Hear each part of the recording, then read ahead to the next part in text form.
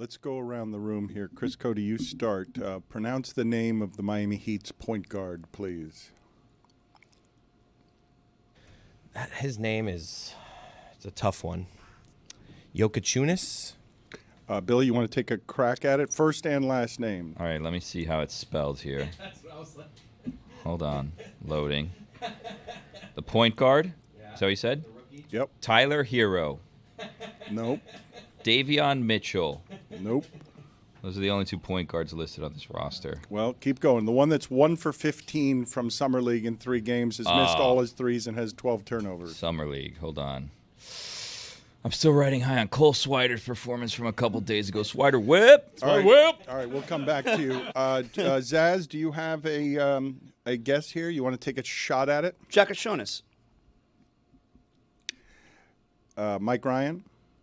Zaz nailed it. Yeah, I mean, Kasperish Jokichunas. he knows, though. That's cheating. Well, He's no, working because for the they team. pronounced it differently. Both him and Mike are pronouncing it differently. And I wanted to present to the group the idea of when do you have to give someone the courtesy of learning their name because they've played well enough to force you to earn you pronouncing it correctly. I had to try Antetokounmpo a ton of times before he became great on television. Yeah, this is a bunch of like American stuff, but we still don't know how to pronounce Jokic and Doncic. Like we vacillate between Doncic and Jokic. Just generally, you should learn how to pronounce someone's name properly, not just because they did well. Well, thanks, but I just asked you to, and I still don't have any proof. Kasparis Jokichunas. Yes. Be a good player. I'll learn how your name. Whatever. Let's get ready to learn Fenerbahce. Mike is very excited. I don't know how much of his attention we're going to have because in 10 minutes there's going to be live tennis that he wants to watch. And I can't do shows with him, especially not on a Wild Willie Wednesday when he's totally distracted and not paying attention to what we're doing. It's your American duty, if you like tennis, to be locked in today at 9:10 a.m. on the grass courts of Wimbledon. As we have an American already in the semis. We're looking to have 2 American males in the semis. Wow. Ben Shelton takes on Jannik Sinner today. Sinner should wipe the floor with him, right? But Sinner's hurt. He's taken MRIs. He canceled practice yesterday. The money line on Sinner is tumbling down. Shelton's got a real shot here to pull off a big upset and get one step closer to perhaps having 2 American males in the Wimbledon final just days after Greg Cody posited that we're terrible at tennis. He does have his frustrations with American tennis, and he got no rebuttal from us here because Americans are not winning majors, but we didn't talk about the fact that Americans are in the top 10 for the first time in a long time. We have 3 Americans in the top 10, the first time since 2006. You have to trace back to the Agassi days to find a time where there were where there were just as many Americans in the top 10. And Tiafoe's like right on the outside looking in, especially with hardcourt season coming up. He has an opportunity to perhaps get into the top 10 right now. We may not be winning the majors, and that's going to be really difficult with guys like Alcaraz and Sinner around. However, in terms of like pound for pound depth, you can put the United States right up there with anybody. Where does tennis rank in terms of like American social relevance? You mean like in the cultural sports landscape? Yeah, like I felt like tennis used to be bigger in something. America, but like I also feel like a lot of things used to be like that, and I just don't know if I'm just it was bigger when living we had a different life. It was bigger when we had Agassi and Sampras. Now, Sampras wasn't really this cult of personality. He played off of Agassi, and Agassi was absolutely a rock star on that tour. And yeah, Americans kind of need to see Americans winning on the men's side to really get into it. Keep in mind, we're the country that birthed Serena Williams. Coco Gauff just won the French Open, but for Americans to be captured by tennis, it seems to need to be a male that wins a Grand Slam. Pickleball killed tennis. The pickleball might be helping. Stop that. Stop that. Stop that. Yeah. I hear him chat to the noise. Move too quick, can't stop for the talking. I hear him chat with the walking. Just too sharp with the prize. White girls gotta tell me I'm awesome. Yeah. Hot like fire on the pan. If you wanna touch mouth, please use caution. Cold like 0 degrees. I'm out the cage, gotta let out the beast. Revolutionary, gotta let out the streets. Locked in a cage, I'ma let out the Wake up, let out the sheets. You can't go out, man, forget my peace. You take the west side, take on the east. I'ma put him in the cage, never let out the I hear him chat to the noise. Move too quick, can't stop for the talking. I hear him chat with the boys. Not so tough, but mans keep walking, yeah. Just too sharp with the prize. Like girls, let her tell me I'm awesome, yeah. Hot like fire on the pan. If you wanna touch me, please use caution. Stop that. Stop that. Stop that. Whoa, you stumbled onto another Wild Billy Wednesday. Hold on to your hats, partners. It's about to get wild.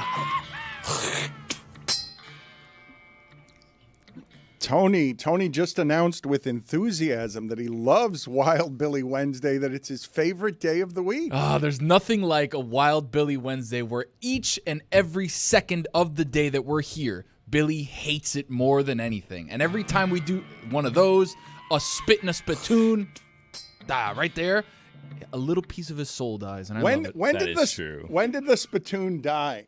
When did we stop using the spittoon? When did spittoon makers go out of business because they were like, no more places where people need to just spit?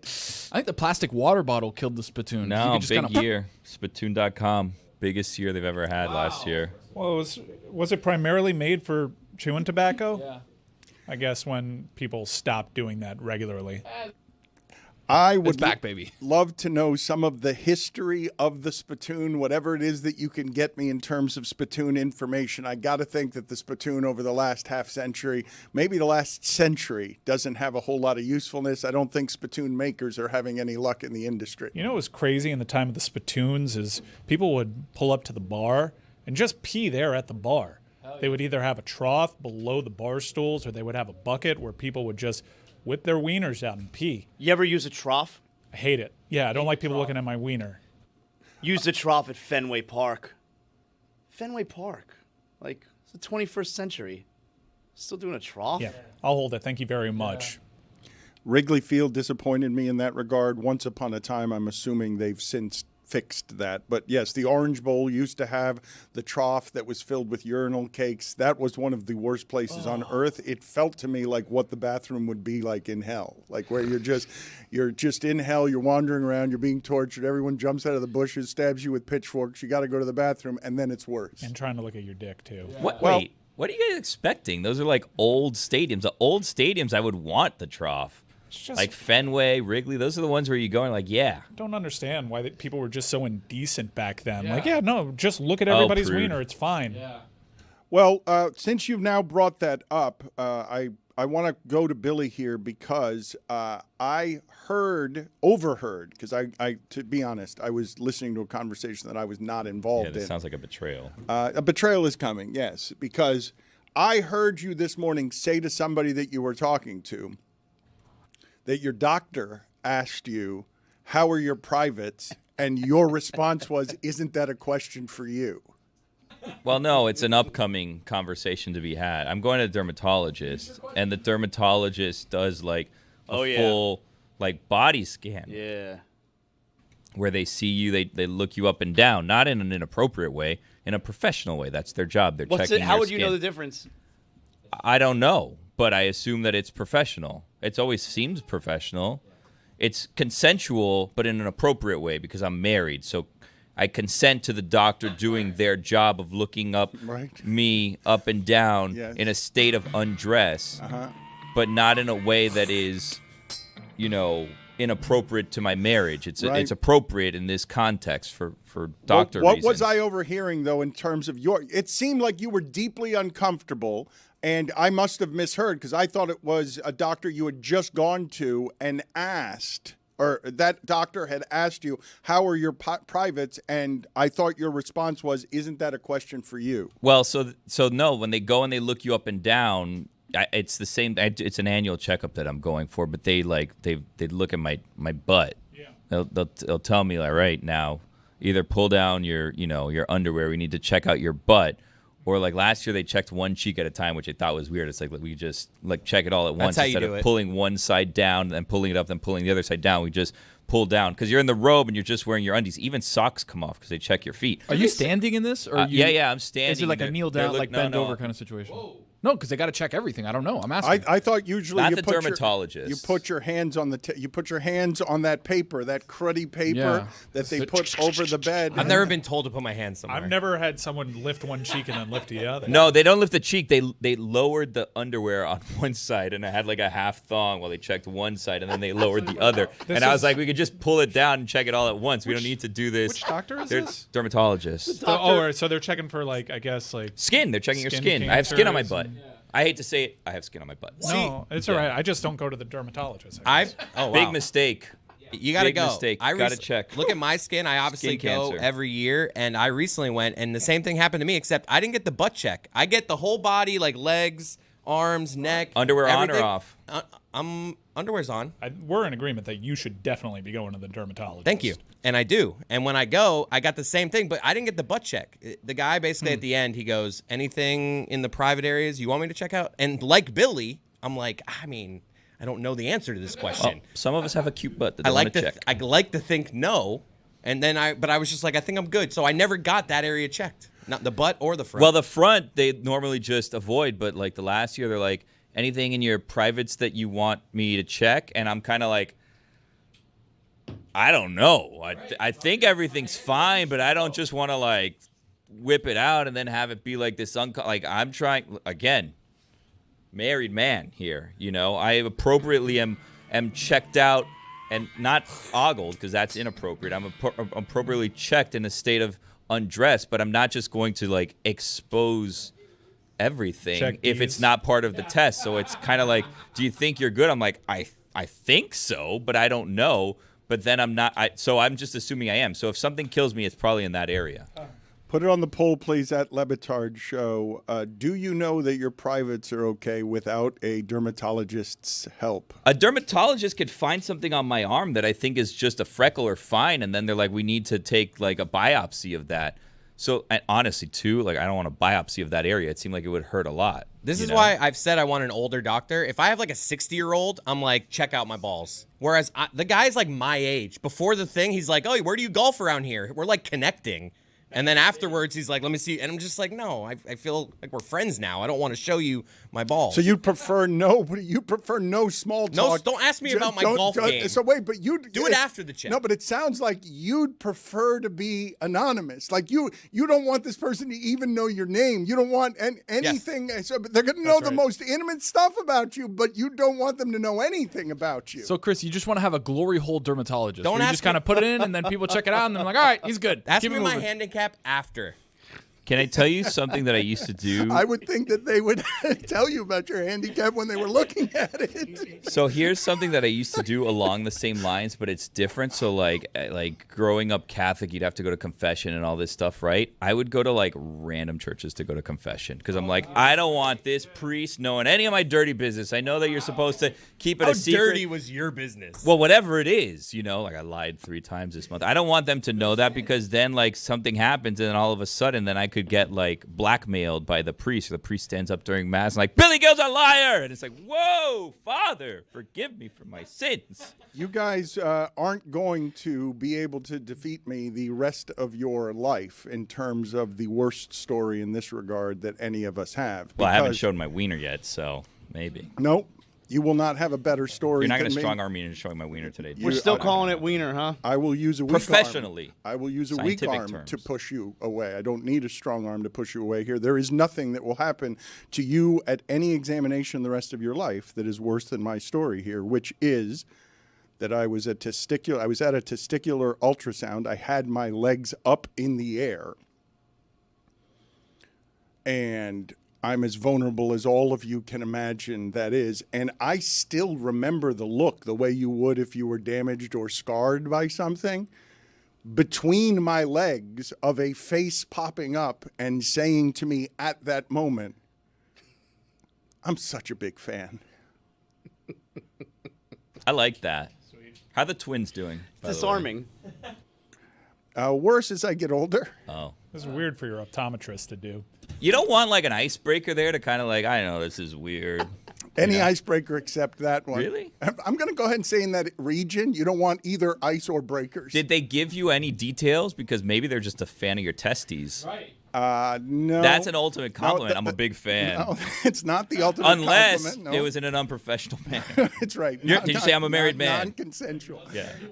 The thing that he said afterward is, and I remember this because it was just horrifying in every way. But right after, I'm such a big fan. I've been reading you since I was a kid. And I'm just, that's not the time for that. If it was about the testes, that's really weird. Let me play for the folks here some video and audio of just a tremendous golf fight. You do not get to say this very often. I can't say for sure that I've ever around here shown a video of any kind of a golf fight. Like, what do you guys imagine a golf fight looks like? Chris, what is your favorite part of this video? Because, as often happens with golf, some people up ahead are drunk and playing too slowly, and the group behind them gets agitated. And what happens next is that the people who were drunk and are objecting to the people who are agitated don't know or realize that there's a former Florida Panthers enforcer in the group that would like them to move along a little bit. And so what happens after that, we're going to call it a fight, right? But this is one-sided. It's not two people fighting. It's one person who's fighting and the other person is just taking a beating. Well, no, but it's two active participants. It's not like one guy decided, all right, I'm going to beat the shit out of you. Like, it's two active participants. All right, well, let's play that now so that you guys can have all of the context for this. And go. Don't know what you're doing. You're not scaring anybody. You're just making yourself. Hey, man. Now he runs at the Come on, enforcer. man. Enforcer throws him into a lake. He told him he was going to throw him into the lake, too. Buddy. I told you. Man, leave him alone. You want another? Came at me. Alone, man. I got it all. Crawling out of the lake, going back at the enforcer. Hey, you want to go, guys? Helping our audio audience with the bangs. Yeah, he's saying bang every time he hits him in the face. He's just saying, he's putting bangs in. Enough! Are you still cheering on me? Enough! Get out! This is the best. And he could have kept punching him, but he just tosses him. Well, he doesn't want to keep hitting him. Like he doesn't want to. He knows his fists are weapons. He doesn't hit the other guy with his fists. He just pushes him. It must be one of the greatest confidences in the world to know that you can fight like that. Who knew Mike Breen had it in him? There are 5 punches to the face, each of them accompanied with audio sound effects provided by the deliverer of the punches. And the bang is like a direct hit, because you're not going to say bang if it's an errant punch. Oh, no, but keep playing it again. I want everyone to see all of this, because it's not just that he's saying bang with impeccable timing. Like, he knows that that's going to land before it lands, and they all land. It helps that the other guy's drunk. And half his size. And before the fight actually starts, the guy who gets his ass beat does the thing of like, I'm trying to intimidate you. What? And then he gets his ass beat. Mike says that he's small, but he's not small. He's smaller. He's smaller than the other guy. I mean, he's half his size. This dude has, the former Panthers enforcer has 100 pounds on this guy. He is, the guy he's fighting is tiny. Thank God for this guy's friend, though, because this is a longer video. Like, at one point, like his drunk friend is just like, he's like me in that spot. Please, stop. Chris, it is an absolutely wild move to get thrown into a pond and to crawl out for more. You notice, though, it's like he's still fighting like a hockey player, because normally two guys fight, it's just, let's throw some punches. No. Grab the shirt. This guy's his name is Nick Tarnasky, all right? He grabs the drunk guy by the shirt, because you got to hold on when you're on skates. And then, bang, bang. I want you guys to imagine the drunk guy's friends right now just saying to him, do you know how hard it is to almost get thrown into a lake 1 3/4 times? Because he got thrown into one lake, And then, only because he slipped in the momentum of being thrown into the other one, did he not land in a totally separate lake. Like, it is really hard to lose a fight this impressively when the person winning the fight doesn't actually want to fight you. Has no interest. Billy, he doesn't. Once he got going, he was getting into it. Okay, but Billy, he's holding up the shirt so the guy doesn't fall so he could keep banging him. Billy, the second time that he throws him almost into a lake is the time that he could have turned his face into hamburger because of how he had him lined up and already woozy. He was kind by taking him the second time and just launching him. But I just wonder which is more embarrassing to you. I would say the next day you're with your friends, okay? And they're like, yeah, we understand your face is swollen. That's an NHL enforcer. What bad luck. You know, what are the odds? At least it's not on video. What are the odds that we would be on the golf course and the guy we'd run into agitating would be a guy who fought for a living, stayed in hockey only because he was someone who could fight? That's terrible that would be your odds. But then your friends say to you, terrible face, and he caught you with all 5 shots and said bang each time. However, do you know how close you were to going into both lakes with your deck shoes and your collared shirt and shorts? Like you almost went into both lakes. Like, one more time, I just want to see the ending of this because I want to watch all of it just to see. Chris, I think I have this right. I think he was saying bang before the connection, not upon connection. Like, it was just upon. It was right before all of the punches landed, but I want you to see how close he was the second time to going into the second lake. And only because he's drunk and clumsy did he not go flying past that tree.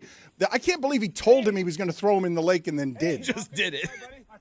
The lake was not close when he said it. And the way he crawls out of the lake here. It's just...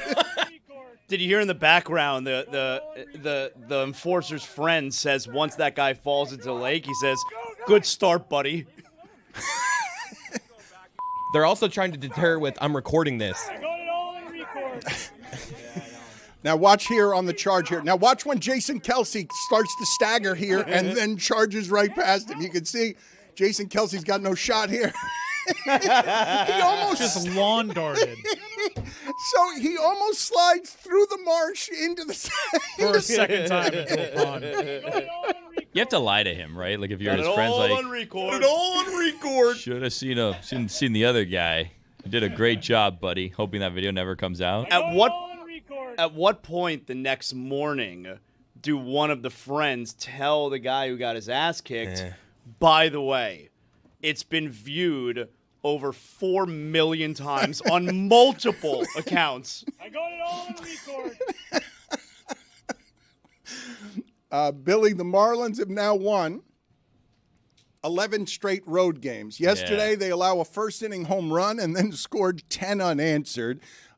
In the last month, the Marlins have won more road games than all of the following teams combined in the last month. Yankees, Mets, Cubs, Braves. The Marlins have won 11 road games in a row. The Braves have won 15 road games all season. Braves suck.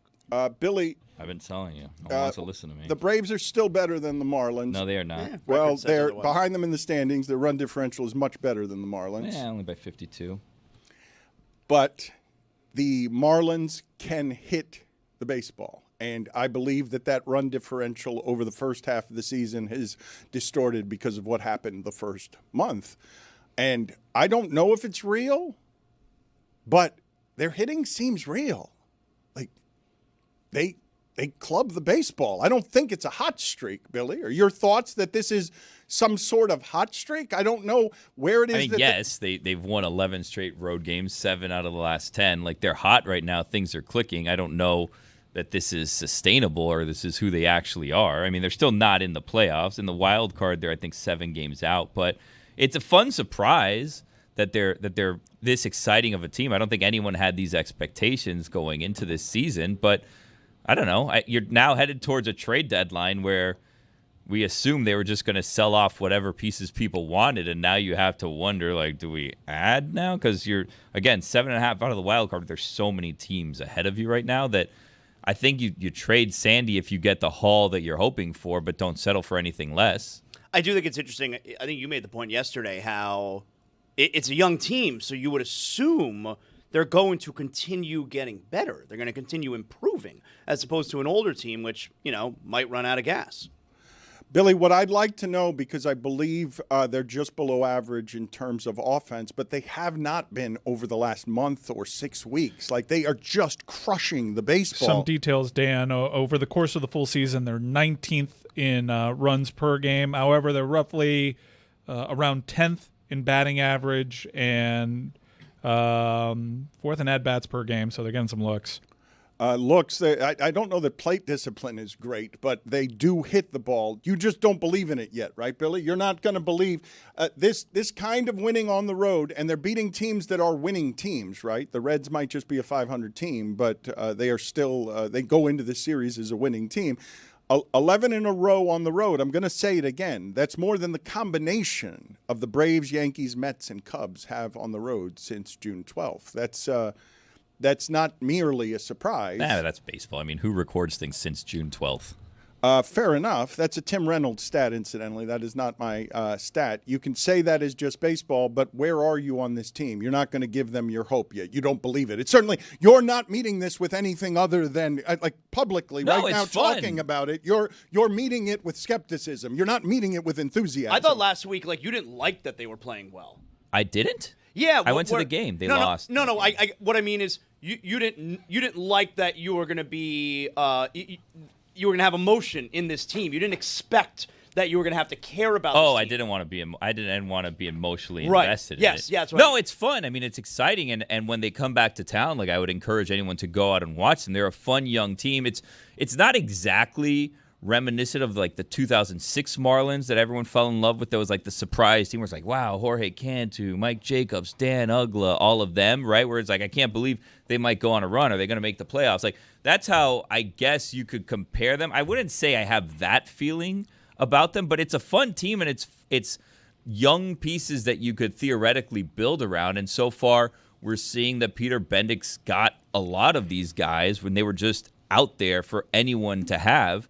And he's made them, a competitive-ish team. I don't think that this is a team that's going to get to the playoffs and go on a long run in the playoffs. But, I mean, it's a surprising team. It's a fun young team. I just want games that matter the second half of the season. Well, I mean, to matter to what extent? That you're interested in. Yeah, no, you can be interested in. I don't think that they're going to go on a long playoff run here, but it's a fun team to watch. It's an exciting team. They're never totally out of it. Even the other day, the 4th of July, they ended up losing that game, but they had runners on first and second, down 1 in the 9th inning. It was a fun game. How many are they back right now? 7. They're 7.5 in the wild card. They're 10 in the East right now. No, forget about the East. Oh. If you're remember that. Forget about that. If you're within 5 games, when you get into August, you got a team you can watch. I mean, the thing though, Zaz, is that now with the 3 wild card spots, everyone's in it. Back in 2003 when it was a wild card and it was 5 games back, you're okay, I can get it. Now, virtually everyone is in it at some point in the season. But if they keep playing, they could get that 3rd spot. I mean, just 2 years ago they were in the playoffs. They'll probably keep playing, right? Yeah, no, they're going to keep playing. I would think. I think that's a good assumption. By the way, I have a quick update. Spittoon's still very popular at wine tastings. Yeah.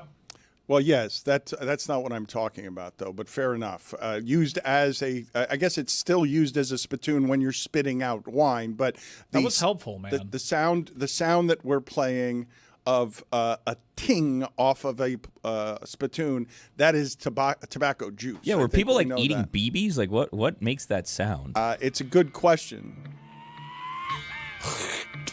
Because it sounds more like a bullet than it does spit. It's when men had gusto in their spit. Now people spit willy-nilly. Men back then.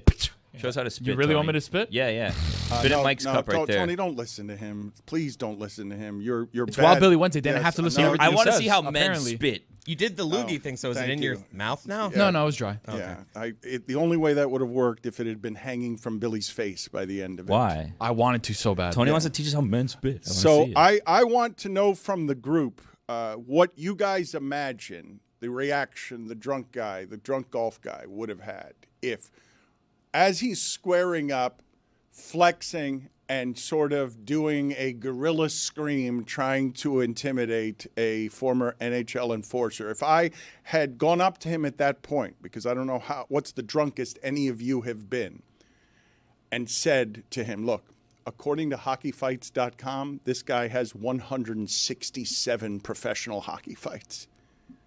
Do you want to change your mind about that primal guerrilla scream you did in their face? Like, how drunk would any of you have to be to not be dissuaded by that information as you're squared up and screaming and saying, you know what? I understand that alcohol dilutes my discernment. My judgment is not good.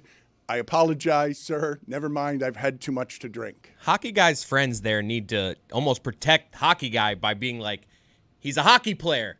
He fought for a living. Like, there's none of that there. There's not. I mean, they were so I don't drunk. think so. I don't think that would have stopped it because those guys were just so drunk that I don't think they were thinking. But Hockey player clearly did not want to fight. The other guy literally charged at him. I'm not blaming the hockey player, but I'm just saying somewhere before the fight, one of hockey player's friends could have been like, "You don't want this noise. This guy used to fight for a living." Yeah, I mean, but that's isn't what it your enough- friends say, though. They don't. That's what your friends say when they're next to you. Isn't it enough for hockey player to tell him, I'm going to throw you into the lake? Isn't that enough warning to not fight me? No, see, that's not enough. That I'm going to throw you into the lake is not the warning of, according to hockeyfights.com, this guy has fought 167 times in the NHL, AHL, and ECHL. I know this golf scene. Like, I see what's happening here. This guy needed just a turkey sandwich at the turn. Little Sammy. Like, I'm telling you, the guy who got his ass beat, he's so drunk. I've been out there where you're just letting loose. It's a weekend day. You're having fun. Around the turn, you got to knock down that turkey sandwich. You got to put something in there. It's tough to be that drunk because at around like 6 holes in, you're like, all right, let's get a snack. Right. Let's nosh on a little something here. That 16th hole, probably no food. That dude's just freebasing 151. The guy who got beat up, what do we guess his line of work is? Why are we doing that? You think that he's got a line of work that is... I'm wondering when that video is viewed 4 million times, does his employer look and say, I don't know if it's the right place for you anymore? It depends. Do you want to buy a house from the guy that's viral for getting beat up, or do you not want to buy a house from that guy? You'll buy a house from What's the anyone? interest From rate? anybody. It's Have you hard. seen the prices out here in Kendall? Give me a Dan? good interest rate. I'll buy from that guy. Hard out here. I really don't understand what you're saying there when you say I'll buy a house from anyone. They're saying Cape Coral is the ground No, but zero the thing for is, I next work housing here in crisis. downtown Miami. It's a really long drive, like Stugotz from Cape Coral over here. So yes, at this point, I will buy a house from anybody. I don't care who it is, as long as the price is right. Thank you for mentioning Stugotz. He has arrived in Tahoe, and we encourage all of you to check out the new YouTube channel, Stugotz. God bless football and stupidity. That's not the channel. You've got StuTube with Stugotz. Let me help the audience and you. It's youtube.com/@Stugotz790, same as his social handles. It's super easy to find. All you have to do is go to StuTube, and he is there. Let's play a clip from Stugotz arriving. He has arrived in Tahoe, and Billy has been wise enough not to go on this trip because there are going to be hard times with reimbursements if Stugotz is taking control of his own vehicle, and Taylor has already learned this the hard way. I'm trying to check into the hotel. They're like, hey, there's no card on file. I said, okay, that was, could have seen that one coming a mile away. Well, I paid for your hotel. What do you mean? They said there was no card on file. I put my card on the file. This is a he said, she said right now. And what I'm telling you, she said at the register is there's no card on file. And what I'm telling you is she is a liar. You think she double charged you? Yeah, I do. Yeah, I'm not worried. Yes. Did you pay cash? No, card. Taylor's going to get such a sunburn out there. Yeah. My God. I don't know. Put a hat on, man. Yeah. Billy, do you have any post-traumatic stress disorder there? PTSD? No. I've never been to Tahoe. This is the closest that I came to going. I've heard that it's very nice. Very nice. But I felt like I'd leave you guys in a bad spot if I just disappeared for a week on short notice. I didn't want to, That's do the that. only reason you didn't go? Well, no, I mean, it was one of the reasons. There's a lot to take into consideration. Including the lack of reimbursement that would come from Well, flying that out was there. part of it, too. Yeah, I want my kids to go to college, so I kind of need to, make wise financial decisions. And he had a It's- dermatologist appointment. I have a dermatologist appointment, and also, it's Prime Day. Like, I got to save my money for the deals, Are you going to be active today on Prime Day? Are you going to crush it? Do you look forward to Prime Day? You love a bargain. I used to, but not so much anymore. I didn't even look yesterday. My wife started sending me all this stuff because they love money. So I was there, and my wife was like, everyone loves money. Well, yeah, I know. Wives. Are you saying wives aren't people, Dan? I don't Everyone, understand. just everyone. Well, yep. You're on the wrong side of this. Yeah, that's what I'm saying, Billy. Yeah, I'm Dan. saying wives aren't people. That is what I was saying. I'm just yes. trying to figure out. No, We're that gonna is what regret I this was take, saying. Keep trying to Yes. protect Dan from himself. Yes. I for am. the That's what I'm trying to I do don't know here. what He's he's going to doing. step in it Yes, here. Wives, put it on I the don't poll. understand. Are wives people? Try to give Let's him the not right do that. YouTube channel. He undercuts it. It's I don't know what's StuTube. going It's easy on. to Try to find. protect him from Prime sexism. Day. He I just mean, if you runs want, right into it. car seats, there's a car seat, very big discount if you want a car Let's seat. go to minor Plan league ahead. baseball here, and a minor league baseball video that I was not expecting to see today. I will tell you again, as I have often said about referees and umpires, the longest lament that there is in sports is to lament the officiating. But I have said many, many times before that the complaining about the officiating is generally pretty weak. But beyond that, what's the point of having judges if you aren't going to allow them to use judgment and just stick to the letter of the rule? So the letter of the rule here is that this pitcher should be called for a balk. But you tell me whether it's fair to call this particular minor league pitcher for a balk. Third with nobody out. 1-1 the count on Paulie. A huge crash of lightning as Contreras kicked. And it's a ball. Oh, wow. Get out of here. They're going to call that a balk, and everybody jumped. Mother Nature gives Jacksonville a run. It's 2-1. And Norfolk is arguing the call, but I don't know how you can argue that. Unfortunately. Don't know how? No. Don't do that. I want to say the F word so bad right now. Get out of here. For the audio audience, the pitcher starts his windup, and in the middle, the lightning strikes, and he just gets jolted by it and stops His mid-pitch. leg was up, and he just stopped. He did not get jolted It by was it. super loud and scary. Everybody on the field jumped, including What- Mr. Tough Guy Umpire. Hold on a second. I want to just show the audio audience what they just realized a second ago, because Chris tried to be helpful for the audience and used the word jolt, which now has us showing video of a pitcher being struck by lightning, collapsing on the mound, being smoldering, and the ump coming out and saying that's a balk. Figuratively jolted. I'm not sure that umpire wouldn't have ruled that. Jolted is the exact Shouldn't have. wrong Worse- verb. yeah, I see that. Jolted is... When I say if you're The trying, worst word I could have if you're chosen. trying to describe something for the audio audience that does not confuse them about a strike of lightning, He was startled. jolted makes it sound, and Zaz is right about that.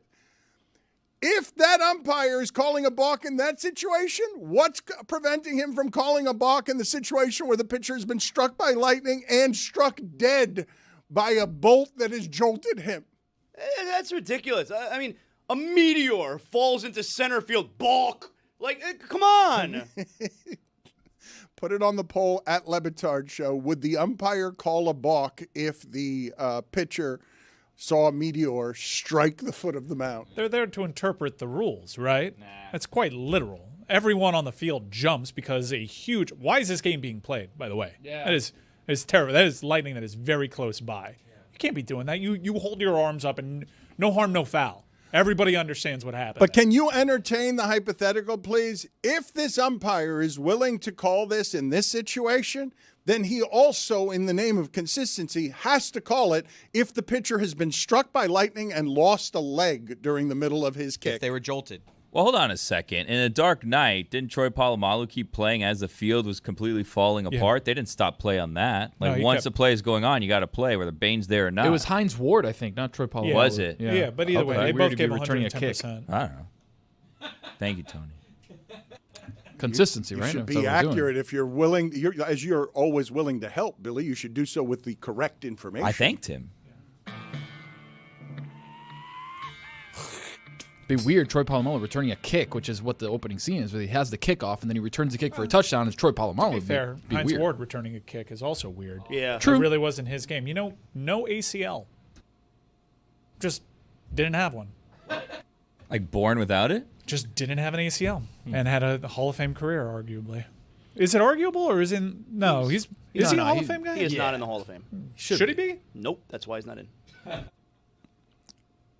That's why Zaslow's a judge. He's a professional judge, and I think he would agree with my assessment. What's the point of having judges if you're not going to ask them to use their judgment? Anyone can protect the letter of the rule. You have judges to protect the spirit of a rule. What anyone watching that would say, if everyone on the field was startled by a lightning bolt, that should be an exception. No one, neither manager, nobody in either dugout would complain if the umpire said, I'm not going to call that a balk. That is an understandable time for the pitcher to flinch. The manager came out to confront the umpire. Like, what does the umpire say to him? The manager definitely came out and said, yo, what the hell? There are lightning delays in baseball. Why can't that just be, hey, the game is paused? Precisely. Of all the rules to enforce there, how about the weather ones? Oh, and by the way, I don't know if we mentioned, the balk brought in a run. Yes, everybody advanced. Go Shrimp. By the way, Hines Ward, 9-time semifinalist. The resume suggests that eventually Hines Ward should get into the Hall of Fame. All-time leader in receptions and receiving yards for a storied franchise. And touchdowns. Greatest blocking receiver maybe of all time. You're going to be waiting forever. In the name of accuracy is Dark Knight Rises, not The Dark Knight. Thank you, Billy. Number 2. You know me. I like my facts. An important distinction. Well, Dark Knight Rises, was that? I think that was number 3. Without it being a spoiler alert, The Hines name Ward. of accuracy. Tony, I can't remember. Third one. Hines Ward, what happened on that kick return? Did he fall into the field? Was there? No, he scored. No, he was safe. Yeah, he was safe. Other people on the Bane side. If the umpire was doing that game, he would have ruled a touchdown. The referees did rule a touchdown. They were looking back, but shocked, and then threw their hands up in the touchdown.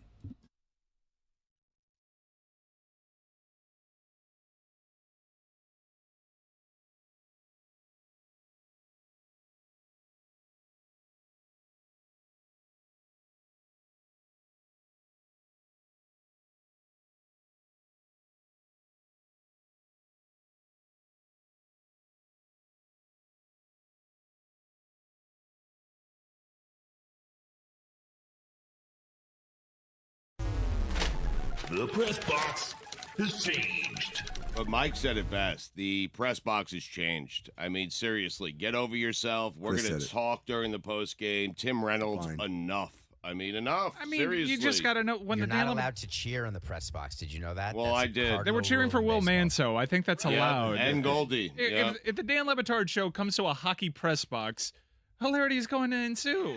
Yeah. They're going to yell at Will Manso for 7 minutes, and you're probably going to have to go to a 7 stairwell seconds. to write, man. It's just... If it was 7 minutes, I'd get it. It was is what 7 it is. seconds. Exactly. I mean, David, everyone else was saying hi. They were enjoying the show. They were laughing at us. But one guy is still clutching on to his newspaper deadline. I'm a little and it's disappointed. Tim Reynolds. And is he your demographics, too? I don't know. I happen to like Tim a lot, and Enough of him. I imagine this was going to be like E.J. Raddick or something, but that's just a bad look for Tim Reynolds. Listen, I went up to him afterwards. This was the best part. Stugotz is like, Yes. I've known Tim for years. I'm going to go fix this. He walked to Tim and walked right back very quickly. Yep. It was a very quick interaction. Well, he was writing. Okay? He's on deadline. It's Enough of the deadline. It's a work. We're on deadline, too. We're on deadline. I gotta get home. I feel like playoff hockey. I gotta get home. I mean, Yeah, we're on deadline, too. We got to get that post game out. It is a working press box. Tim Reynolds is a journalist who's trying to write, and Stugotz is back there. Hey, Will Manso! that was Chris and Goldie. Don't leave out Goldie. We're on deadline, too. They're going to kick us out of that press box a lot sooner than they'll kick out Tim Reynolds, who's just typing away. That's just Those writers had their game stories done before the end of the Precisely. Yeah, a good writer, right? Oh, What happened there? I apologized to him. I've known Tim for decades. I mean, Cody was done. He was out of there. I mean, you know. What was that interaction like, Stugotz? Take us behind the scenes. You walk up to him, you say what, he says what. I said, Tim, I apologize. That's on me. I should know better. Not Chris, okay? I should know better. I've been in press boxes before. I know you have a deadline. I apologize. And he said, that's fine. Just, try to keep it down. That is way too long. That was Way much too longer long. than the actual He's on conversation. deadline. I always extend it a little bit. I mean, you guys Can we know that. call Tim Reynolds and just ask him about what the Don't, interaction was no, like? no. Back in my day, seeds. Seeds. Seeds. Had a slice of watermelon lately? Popped a few grapes in your maw?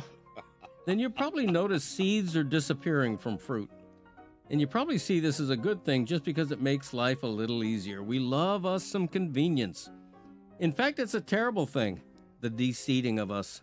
Symbolically alone, the seed is the king of life. Adam gave his to Eve, and here we are, if you believe the story. If they take the seed out of humans the way we have watermelons, we're all dead ducks. Beans, peas, rice, coffee, corn, all seeds. Flour and oil started as seeds. All hail seeds. So what the hell is happening? In exchange for convenience, we are not valuing the seed's impact on health, biodiversity, and our food system.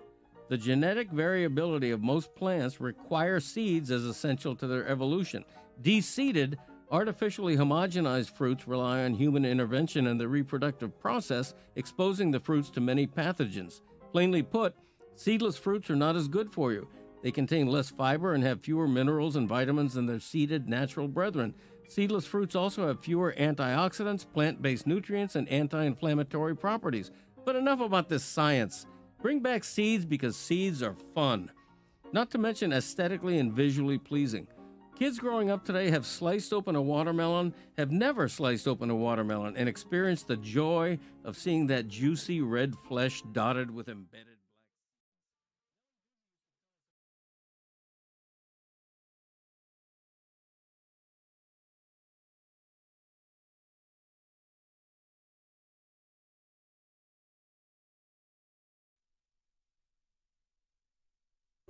This episode is presented by DraftKings. DraftKings, the crown is yours. Do you guys know the term micro bet? Do you guys know, are you familiar with what a micro bet Is that like a prop? is? It is a Like prop. a dollar bet, $2 bet. Nope, that is a good guess, but it is the reason that Luis Ortiz, Nationals pitcher, is on indefinite Guardian, excuse me. He's with Cleveland. Yes, my bad. He is on leave because he got caught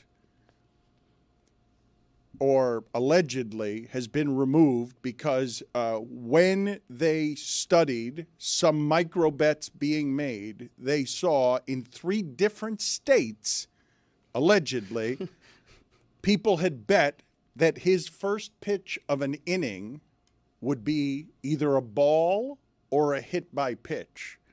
And it happened twice, and there were bets coming from different states, and the pitches were well outside of the strike zone and were balls, and they were winning bets.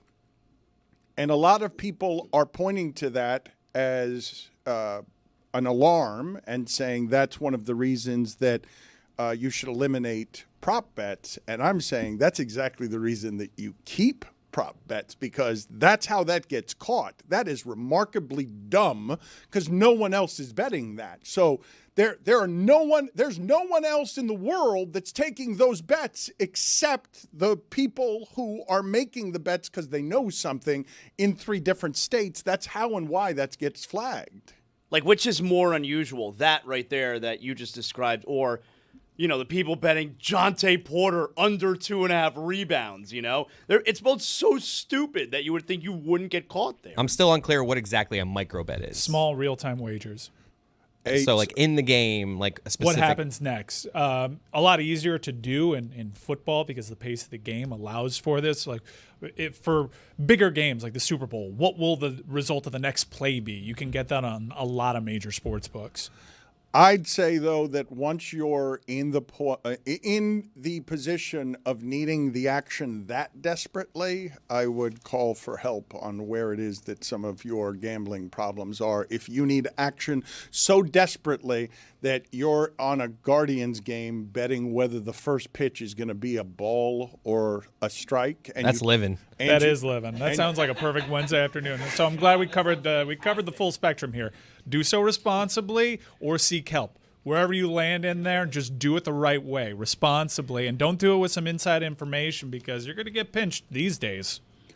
That is how people get caught on their stupidity when the bets are that stupid that no one else is making them except the people in 3 states who know something. But it could just be a junk, it could just be someone who loves action. Like if I'm obscurely betting this thing, someone's going to look at it and be like, that must be that pitcher because who else would bet that? I'll tell you who else would. I would. Yeah, but they seize on suspicious betting patterns. Things like that can stick out, especially if it doesn't necessarily reflect previous action. Like, why are you only locked in on this pitcher for this game? Also, outsized bets. They do all sorts of investigations, trace it back on social media to see if an influencer's put this bet out there, and it's actually really easy for them to determine. They have a lot of data. Also, the pitch, or one of the pitches in question, was like 15 feet outside, bounced and hit the screen behind home plate. Yeah, it happens. Not even close to being a strike. Let's leave no room for error here. I don't want to accidentally throw a strike here. Well, what you don't want is someone swinging and fouling it off. You don't want to get Angel Hernandez, where he calls a ball a strike, and you're like, no. I missed that call. It's probably why they got him out of the game.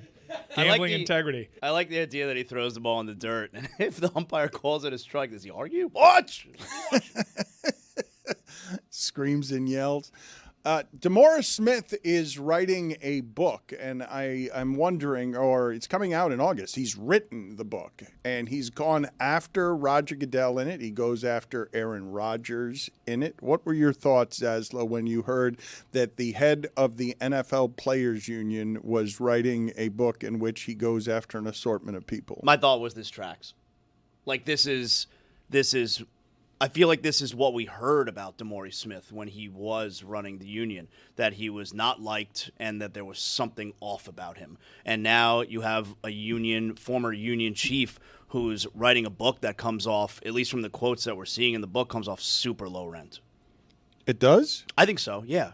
Yeah. Because? Well, because, I mean, it seems like, it seems unprofessional, the things that he's saying there. And why would you? And he's attacking both sides, So I guess you're being fair in that sense that he's attacking both sides. But man, it seems like low hanging fruit. Going Goodell. Let's make sure we say something bad about him. Everybody knows about him. Jerry Jones. Let's make sure we know something bad about him. And this way, you get the quotes out there, and it sounds salacious, and people are into it. I just remember hearing from anonymous players that DeMaurice Smith, something off there.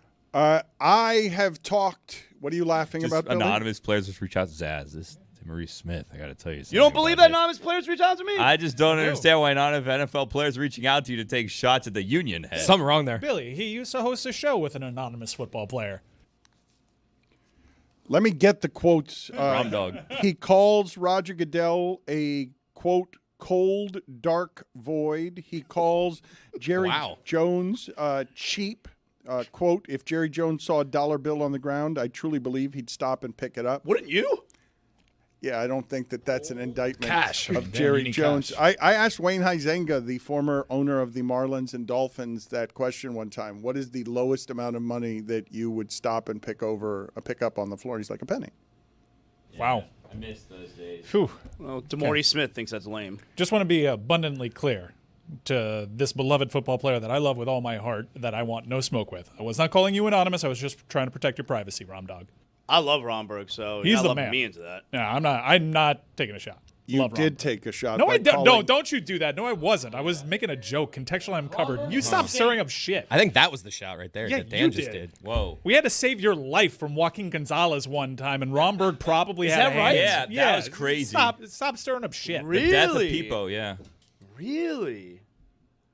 Mike Ryan took the opportunity when you mentioned that you talked to anonymous players to both make fun of you like Billy did. Why did Mike do that? I was helping out. Man, Mike just came and Keyword. started calling out Zaz saying that no NFL players talked. It was wild. Dan, you're going down the wrong road here, pal. You made a joke that he hosted a show, a very popular morning show for many years with an anonymous NFL player. No, because a Canes I wasn't legend. going to rat him out. Billy was poking holes as to whether or not Zaz would have in his network former NFL players, and I don't want to dox Brett Romberg, but thank you, Dan, for totally having the joke go over your head. Okay, so you're saying that he was anonymous as in that's the person who was God. giving me the info as opposed to him being like a nobody. Precisely. How I'm am I friends the with only one Romberg. following this? It's crazy. It's crazy. He would have said that about Leroy Horde. I would have. But he does a show with Tobin. Ooh, I love Leroy Horde. Who also did a show with Zach, Good show. but didn't play in the NFL. Not insulting these players. By the way, just a quick aside here as we're talking about the Dolphins. So I guess I don't follow this account, but it's a for you, dolphinstalk.com. This day in Dolphins history, July 9th, 1976.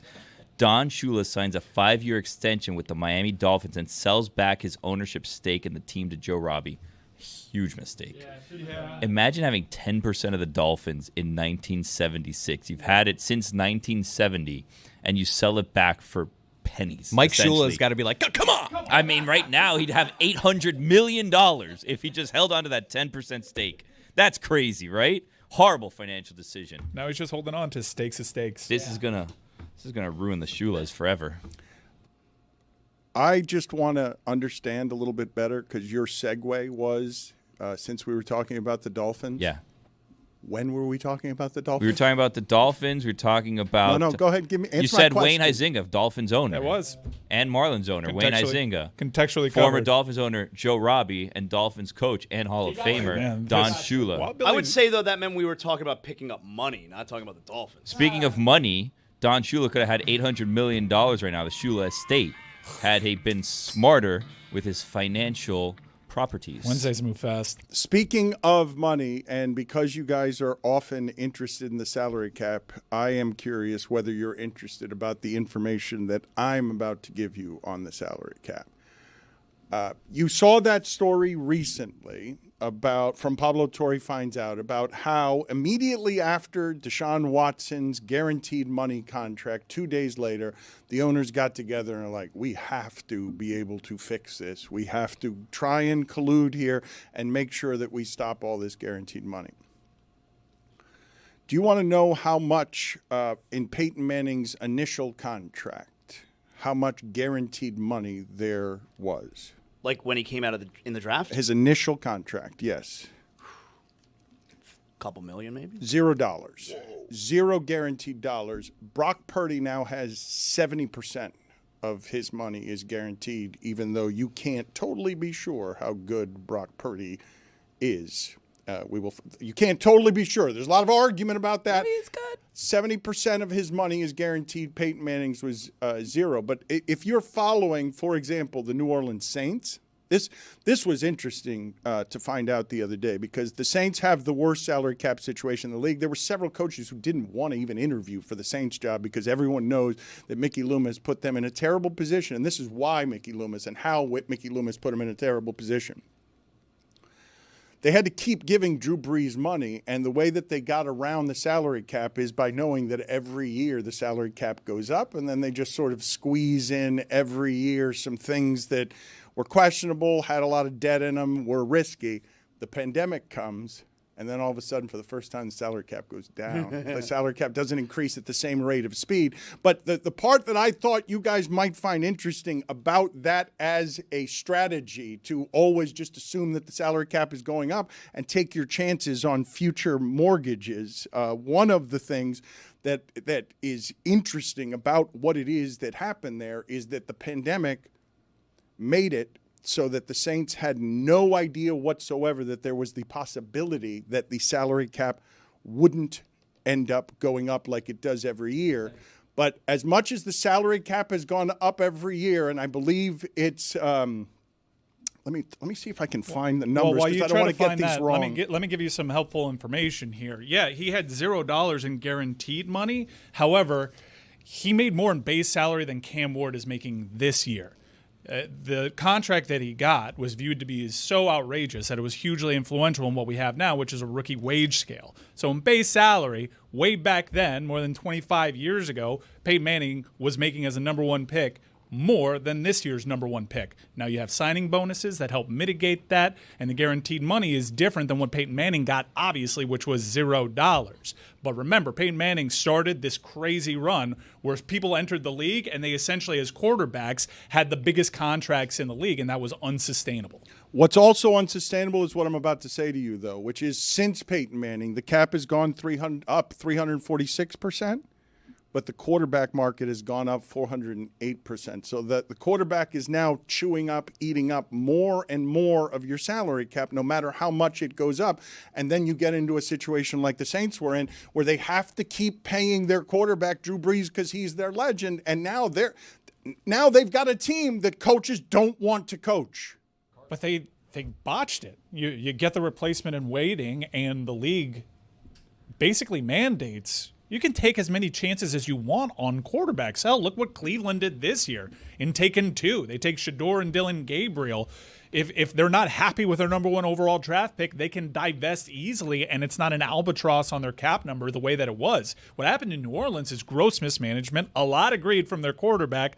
Remember, they had a bunch of guys coming up at the same time. Jimmy Graham, he wanted his. He wasn't going to do the Tom Brady thing, which is like, let me work within the margins with you guys, see what kind of deferred money I can get, see what kind of signing bonuses I could get. Drew Brees was about that money. The other thing, too, is Derek Carr's retirement also put them in further cap hell because they restructured the contract, went from $20 million to $69 million in 2026. Speaking of money, the Thunder have now guaranteed Chet Holmgren $250 million. So the champions have now spent $535 million on 2 guys, Chet Holmgren and SGA. Zaslow, for those of you who might not know, is a giant Pearl Jam fan. Yes. How did you react to the news that Pearl Jam's drummer is retiring? Oh, Dan, I was very sad. I was very bummed about that, man. All of a sudden, Pearl Jam, out of nowhere, seemingly. They just wrapped up the tour. I saw them a bunch of times on this tour. I don't know if you remember that. And the drummer, Matt Cameron, he was with them for 27 years, and he steps down. I don't know what it means for the future, but they need a new drummer now. You can't have a band without a drummer. So I was upset about it. But here's the thing. All right, here's what I'm dealing with now. I'm very upset about something that's going on at home as a result, in the Zaslow mansion, as a result of Pearl Jam's drummer Matt Cameron leaving the band. My wife is celebrating this. That's garbage, right? My wife is celebrating this. Grounds for divorce. She's happy that he left the band because she thinks it means that the band overall is closer to retiring as a whole and no longer touring, because she hates when I go on tour with the band. She hates when I go and I, guess what, guys, spend money. Less money for her. On she going loves to it, see 'cause Pearl she loves Jam. money, yeah. Wives, Dan. Everyone loves money. And wives love money. And wives, they're part of everyone. Right, so my wife, she's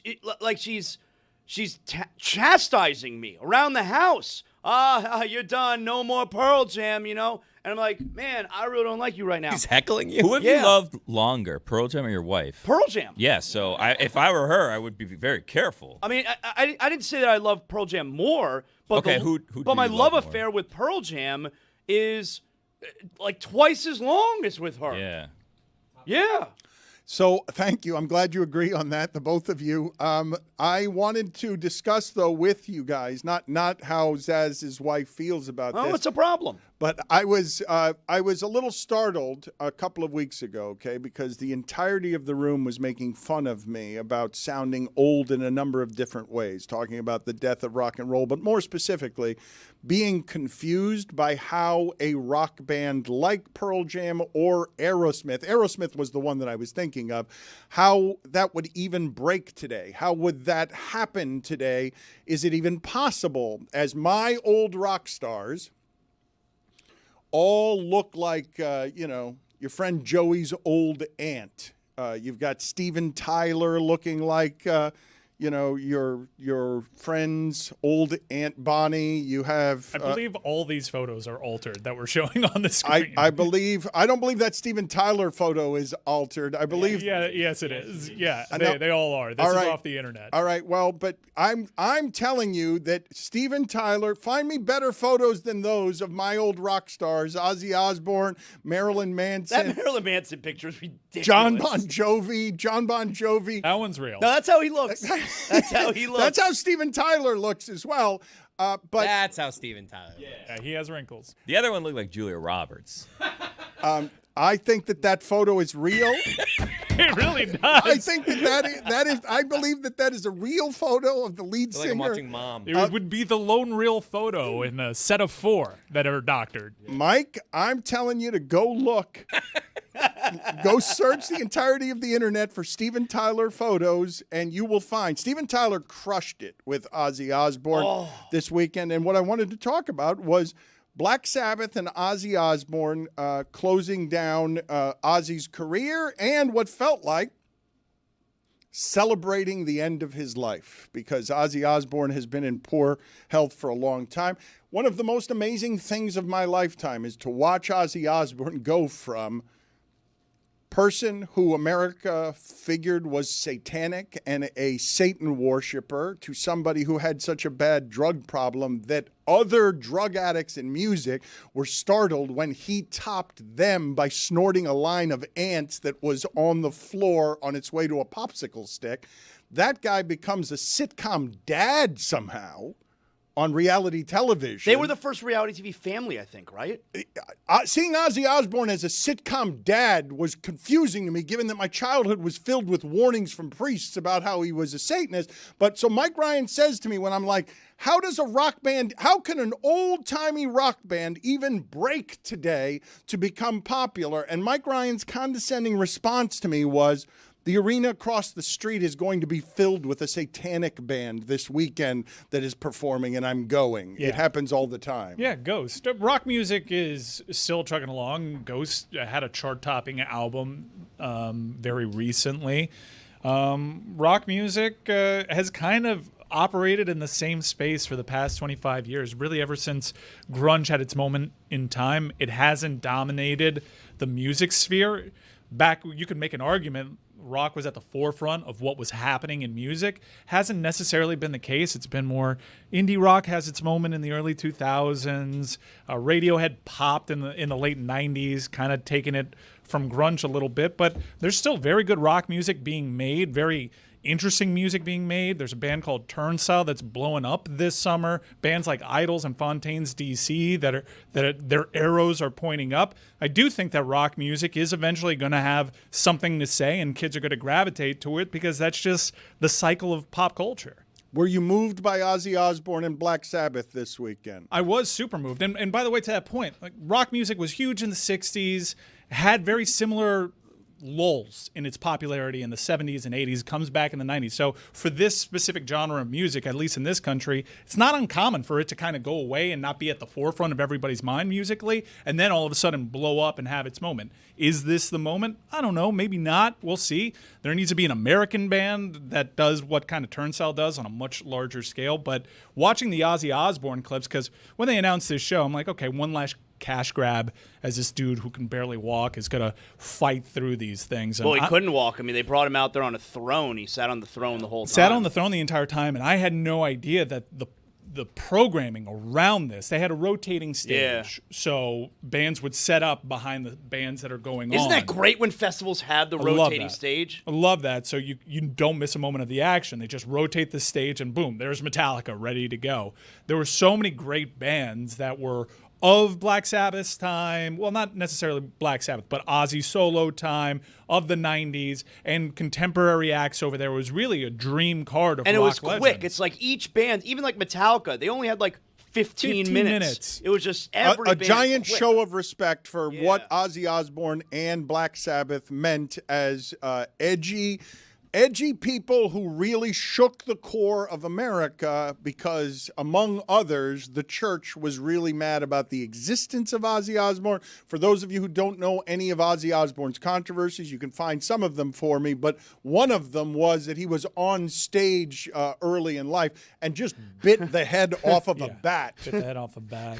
That adds to the legend. And obviously kids would gravitate towards that because it was scary. The church would warn, your parents would warn, and people are naturally rebellious, and sometimes they'll gravitate to conservatism or back then satanic rock music. But what was really cool were the supergroups that they formed. Steven Tyler, who, keep in mind, Aerosmith retired. They broke up. They're done touring because Steven Tyler could not do it day in and day out. But man, I guess he rested his voice for this one show. He knocked everybody's socks off. It was an unbelievable performance. And I guess the real cool moment of the night was Ozzy sounded pretty good for someone that was stationary, and it was beautiful moments. Ozzy and Black Sabbath, they do have some pretty songs that have deep, impactful lyrics, and to hear the audience sing it back to him, and you could see it wash across his frozen face, that, wow, like, they love me. It was a wonderful moment where people get to show He got their emotional when he was singing Mama, I'm Coming Home. That was a goosebump-inducing moment. I have goosebumps right now, yeah, because you basically realize, wait, is this a funeral? Kind of felt like it. And, Mike's right. It was really great, Black Sabbath and then Ozzy playing together again. But, man, best part of the night, Steven Tyler stole the show. Like, that was... That, you want to talk about goosebumps. That was incredible because I remember Aerosmith was on tour last year with Black Crowes. I was going to go to that show. That's an amazing show. And they had to cancel because Steven Tyler just can't do it anymore. He had throat surgery. He can't sing anymore. It's over. He's 77 years old. And then all of a sudden we got Steven Tyler up there doing Whole Lotta Love by Led Zeppelin and just killing it. He stole the show. All right, I want to bring up a couple of things here off of what it is you guys are saying. I don't know if any of you have seen these documentaries. There's a Led Zeppelin documentary on Netflix. I haven't seen a whole lot of Led Zeppelin documentaries or information ever, so that must be some exclusive access. Hulu has one on Kiss. That's going to be less exclusive because Kiss is the most commercial band of all time. I don't get and Kiss. Paul, Ace Frehley, Paul Stanley. Let me think for a second here. The lead singer of Kiss is Paul Stanley, and his voice is shot too. You have Paul and you have Gene occasionally that comes in. Yeah, they were all. I mean, they're older. I don't know if that documentary is any good, but I have told you guys before, and I will tell you again, that some of the best music and television that I have ever seen is the Kennedy Center when they are honoring Led Zeppelin, and they're doing so with the lead singer of Heart and an orchestra. I urge you to check it out, and you see what you guys are talking about, where Ozzy Osbourne is moved. You see Led Zeppelin listening to their own music performed by a chorus and the lead singer for Heart, and you can see that their breath is taken away by seeing their own song performed by others in a way that overwhelms them. And I say again, not only was it some of the best music I have ever heard, it's some of the best television I've ever seen, the way that they used the crowd and showed you Led Zeppelin's band members just awed by seeing their own music performed that way. I mean, Jimmy Page and John Paul Jones, the remaining members, along with Robert Plant of Led Zeppelin, they've wanted to. There have been times in the past they've wanted to get back together and tour, and the prevailing thought is Robert Plant always says no because he just can't hit the notes anymore. Like, he can't sing the songs anymore. It doesn't necessarily. I guess they have a high standard. Look, if you try to watch a GNR right now, it's a little painful. Axl looked great, but he's lost so much weight. Yeah, but he sounds like dog crap. And when they returned, Axl was also injured, so he was doing the show from a throne. And when your lead singer, who used to have enormous energy, has to sit down, there's a palpable sadness. No matter how good the performance is, watching your old rock star, who is a symbol for youth, have to sit on the stage because he can't stand up, that's always sad, even if the music's good. Yeah, but I understand why Steven Tyler decided to step away. Probably watching these videos of Axl and Vince Neil, like, I have this higher pitched voice. When that goes, it sounds much worse than the more baritone dudes. And I don't want to go out like that. Some people are fine doing the cash grabs. I actually saw Robert Plant not too long ago. I saw him like maybe 7 years ago. I didn't think he sounded bad. Now, he doesn't sound like Zeppelin, Robert Plant, because very few can. But I think with the nostalgia, and especially that band where the instrumentation is such a huge part of it, being able to watch Jimmy Page live would be as impressive, if not more so, than hearing Robert Plant. I would love to see one last go as someone that never really had the opportunity to see them. They're the greatest band ever. Like, I would travel anywhere to go see them if they were to play again. Daft Punk for me.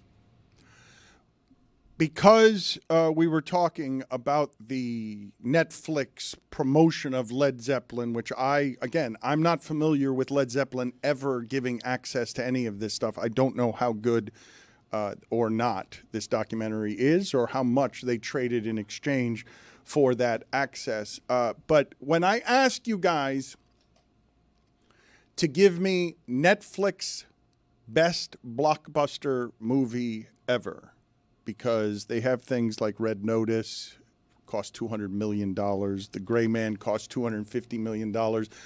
And Netflix feels to me like it is trying to find the most mass audience with its giant movies, and it's missing by a note each time because it doesn't seem any of their giant movies are hitting. When I say Red Notice and The Gray Man had those kinds of budgets, that's bigger than Dune. That's bigger than Oppenheimer. That's bigger than Barbie. Does Netflix have a giant movie that they have made that is considered the best of their original programming? Because, again, they are trying. I've told you guys before that Netflix, as much as they're in the entertainment business, they're in the information. They're information business. Don't Look Up. No, I'm not telling you to not research it. I'm telling you that was a movie with Leo DiCaprio. What? Yes, with Adam McKay, Don't Look Up was a big success for them. Is that it did have a limited theatrical run before it went on Netflix, but that is a Netflix movie. I would say Carry On with Taron Egerton was a nice little 90s action throwback. And don't forget Extraction. I like that movie. Extraction, which spawned a sequel. Extraction, of course, main character Tyler Rake kills somebody with a rake. Yeah. Are you guys surprised when I'm telling you their big movies have bigger budgets than Oppenheimer and Barbie and Dune? I'm not so surprised by that because their business strategy is different. They don't necessarily care so much about what they spend on those things because they have a subscription model. So they're trying to get people to subscribe to their and hopefully they stash their credit card and forget that it's there. So I don't know. They could probably justify it. They keep doing it, although there are reports that Apple has tightened up its budget because Apple throws so much money at its original content, and it's not getting the same amount of eyes. According to this list, Red Notice is actually, which was a critical bomb. Red Notice is what is touted by Netflix as their most popular original film, followed by Carry On, followed by Don't Look Up. What about Bird Box? Bird Box is top 5. Fifth. Also there. The Adam Project is 4th. I love that movie. That was with Ryan Reynolds. I love that movie, Adam I'm actually surprised because Extraction got critical acclaim and it was a really good action movie. It doesn't seem to be on this top 10 list. I've told you guys recently that I am watching baseball a lot more and that I am seeing just about every night in baseball somebody jump over the center field fence to make a catch. It happened last night again. Jackson Merrill did it for the Padres. You know, you saw that. I'm like, I guess I must be watching the same SportsCenter top plays. And then since then, 2 weeks have gone by. And all I see as I'm walking past TVs in airports and whatnot is some spectacular catch being made in the outfield. Well, let me explain to you what Jackson Merrill did last night. He clearly robbed a home run in a game that kept Arizona shut out for the game. They did not score a run. This would have won the game, this home run, because the Padres only scored 1 run in the game. But this is how much this is happening in this sport. Jackson Merrill reached over the center field fence and took a home run, and then jogged into the dugout without any reaction whatsoever. The pitcher, raised his hands and was very happy because he hadn't lost the game, but Jackson Merrill had no reaction whatsoever to doing something that is now just a fly out in baseball because so many people are doing it. And to me, I've always thought that outside of hitting a home run on the last pitch of a game, that's got to be the best feeling that there is of any kind in baseball. I guess finishing a perfect game or no hitter. But an individual moment of feeling, there can't be a lot better in sports than the ballpark and the hitter don't know you have the ball. You know before everyone else knows that your athleticism has just prevented what could have been and what would have been a home run. Yeah, I like when the outfielder does the fake out. Where you don't know if he caught it, and he just kind of jogs away from the wall. You're not sure yet. Takes a few steps, and then he pulls the ball. I got this shit. I see you're jumping over the fence and robbing a home run, and I have another play that I think is just as exciting. Who you're raising? More exciting. From last night. So you call and raise. Well, he's going to try and raise me. I don't think he's got me, though. I think I got the nuts. He thinks he's got the nuts. Well, I just said I see. Yeah. That's I would also like to show see. up thing. Because I've got a nominee, too. Go for it. Well, there was a play yesterday where there's an inside the park walk-off home run. It's pretty good. Which is quite exciting. And it was a rare one where normally an inside the park home run is sometimes bases are cleared, someone falls over, whatever. San Francisco has that weird wall that's like at an angle and it has the brick, so sometimes it'll hit it and it's like a hard ricochet, so it ricochets off of that.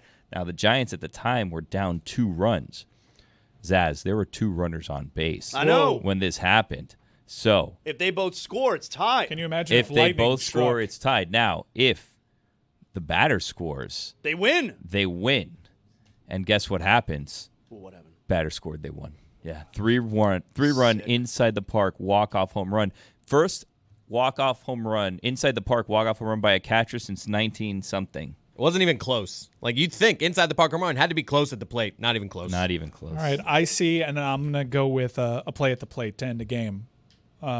League of Their Own style or Pudge style. Pudge I would style say strong. if you drop somebody in that didn't watch any sports in America and they saw the end of that Giants playoff game where Pudge just gets up and starts holding the ball That up. was the first time and ever a series ended play at the plate. He was like so full of testosterone. I don't know what was going on there. That was it must it. have been really freaking amped. Just testosterone. But just like to the crowd, like Naturally. how can you not Amped get juiced for that? Yeah. What a series end. Oh, God. I mean, Dottie.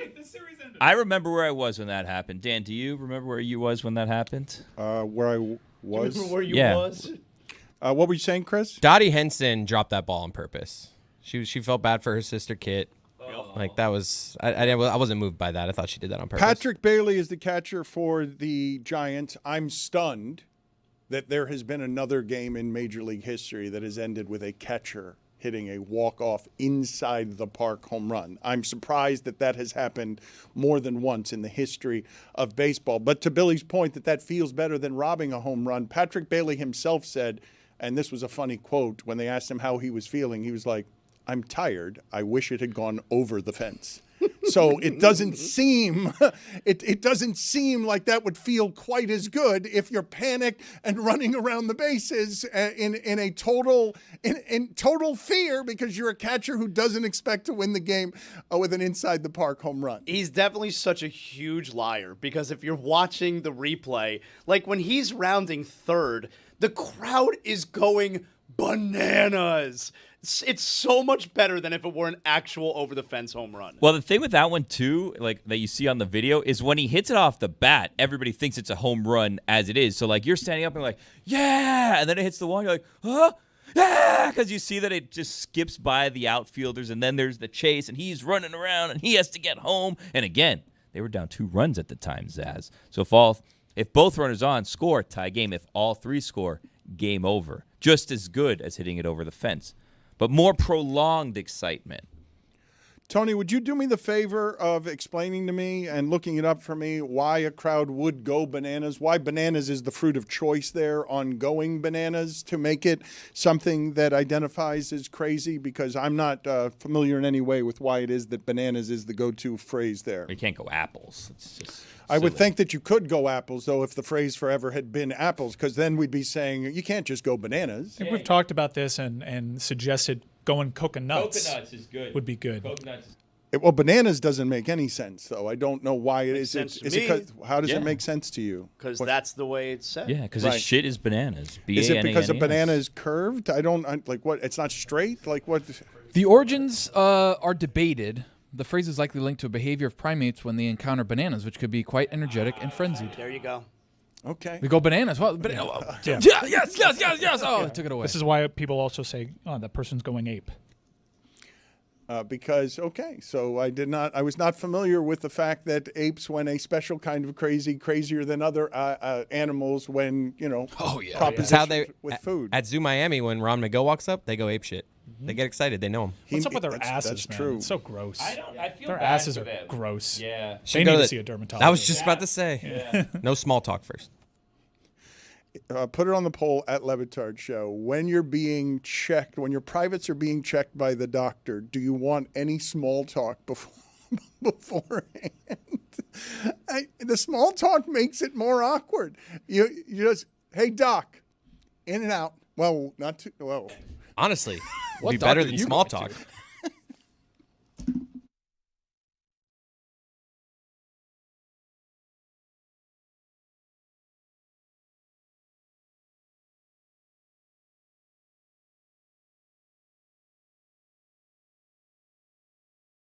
Back in my day.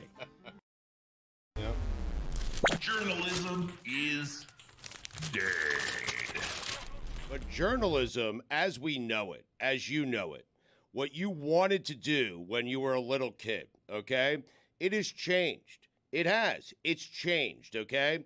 You're not wrong. Stephen A. Smith is not wrong. You have to adapt sometimes, okay? Because the game has changed. Your priorities have shifted. No one cares how someone goes and gets the news that they get as long as the news is accurate, as long as it's coming from a credible place. If it's Woj, if it's Adam Schefter, if it's you, if it's Diana Rossini, if it's Shams, nobody cares. You might care. Greg Cody might care. Stephen A. Smith might care. But you know what? You all sold out. Every single one of you, okay? Stephen A. Smith jumped inside the circus tent. I don't blame him. Why'd he do it? Because he had to do it. Because the game has changed. You jumped inside the circus tent. You did. You did so with me. Think about that. With me and with Greg Cody every Tuesday, okay? And so you have ditched journalism a long, long time ago because why? Survival of the fittest, Dan. You have to change with the times. You have to roll with the changing environment, roll with the changing industry, and that's what you decided to do. That's what Stephen A. decided to do. And for Woj, for guys like him, the game has changed slightly, where he went out and he sought reports, and he wanted to be the reporter. And you know what? If now he has morphed into a mouthpiece for the Blazers, I'm okay with it. I am good with it. I don't care. Survival of the fattest. Everyone, exactly. Everyone is selling out to make a buck. What a terrible timing. It was great. Like that joke. Hey, just give it up. You all want to be journalists. You're not journalists anymore. None of you. Not a one of you. Sorry. You didn't even hear the joke. You said I did. Survival of the fattest. It was great. It just could have been done after Stugotz stopped talking, Dad. Right. Yeah. Yeah. Shoehorn that But I'm in. okay. I'm okay You're with splitting it. hairs. Right. Okay. You adapt, you roll with things, man. That's it. You know, Dan, you started off, you know, if you're a driver, you drove a yellow cab and you were loyal to the yellow cab. You know what? But the game has changed to Uber, to Lyft, to private driving. And you know what? You have to ditch the yellow cab and you have to drive an Uber. Why? Because you'll make more money. Why? Because more people are taking Uber than the dirty yellow cabs. That's why. That's what you do. No one cares about journalism. You know what they care about? Laughing, being entertained. And you do a great job of that. And Stephen A. Smith does a great job of that. No one cares about journalism. People care about smiling. That's it. You know, this morning I found myself while I was driving Claire to school. I told her, you know, you ask a lot of questions. You should be a journalist. And now here in this conversation, I just, you know what? Don't be a journalist. Like, exactly. Do something else. It's over. Sad. You're going to let Stugotz parent your daughter. You think that's a good idea? You think journalism is a good occupation to choose now? No, I would not. Listen, not only is it not a good occupation to choose, I have looked around Miami and realized we're the only ones providing the jobs we're presently providing. I heard local TV reporters are making $45,000 a year. Huh. I couldn't believe that's how bad.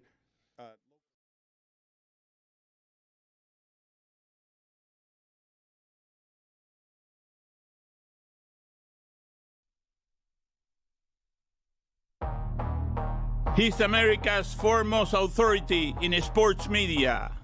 What a pathetic distinction.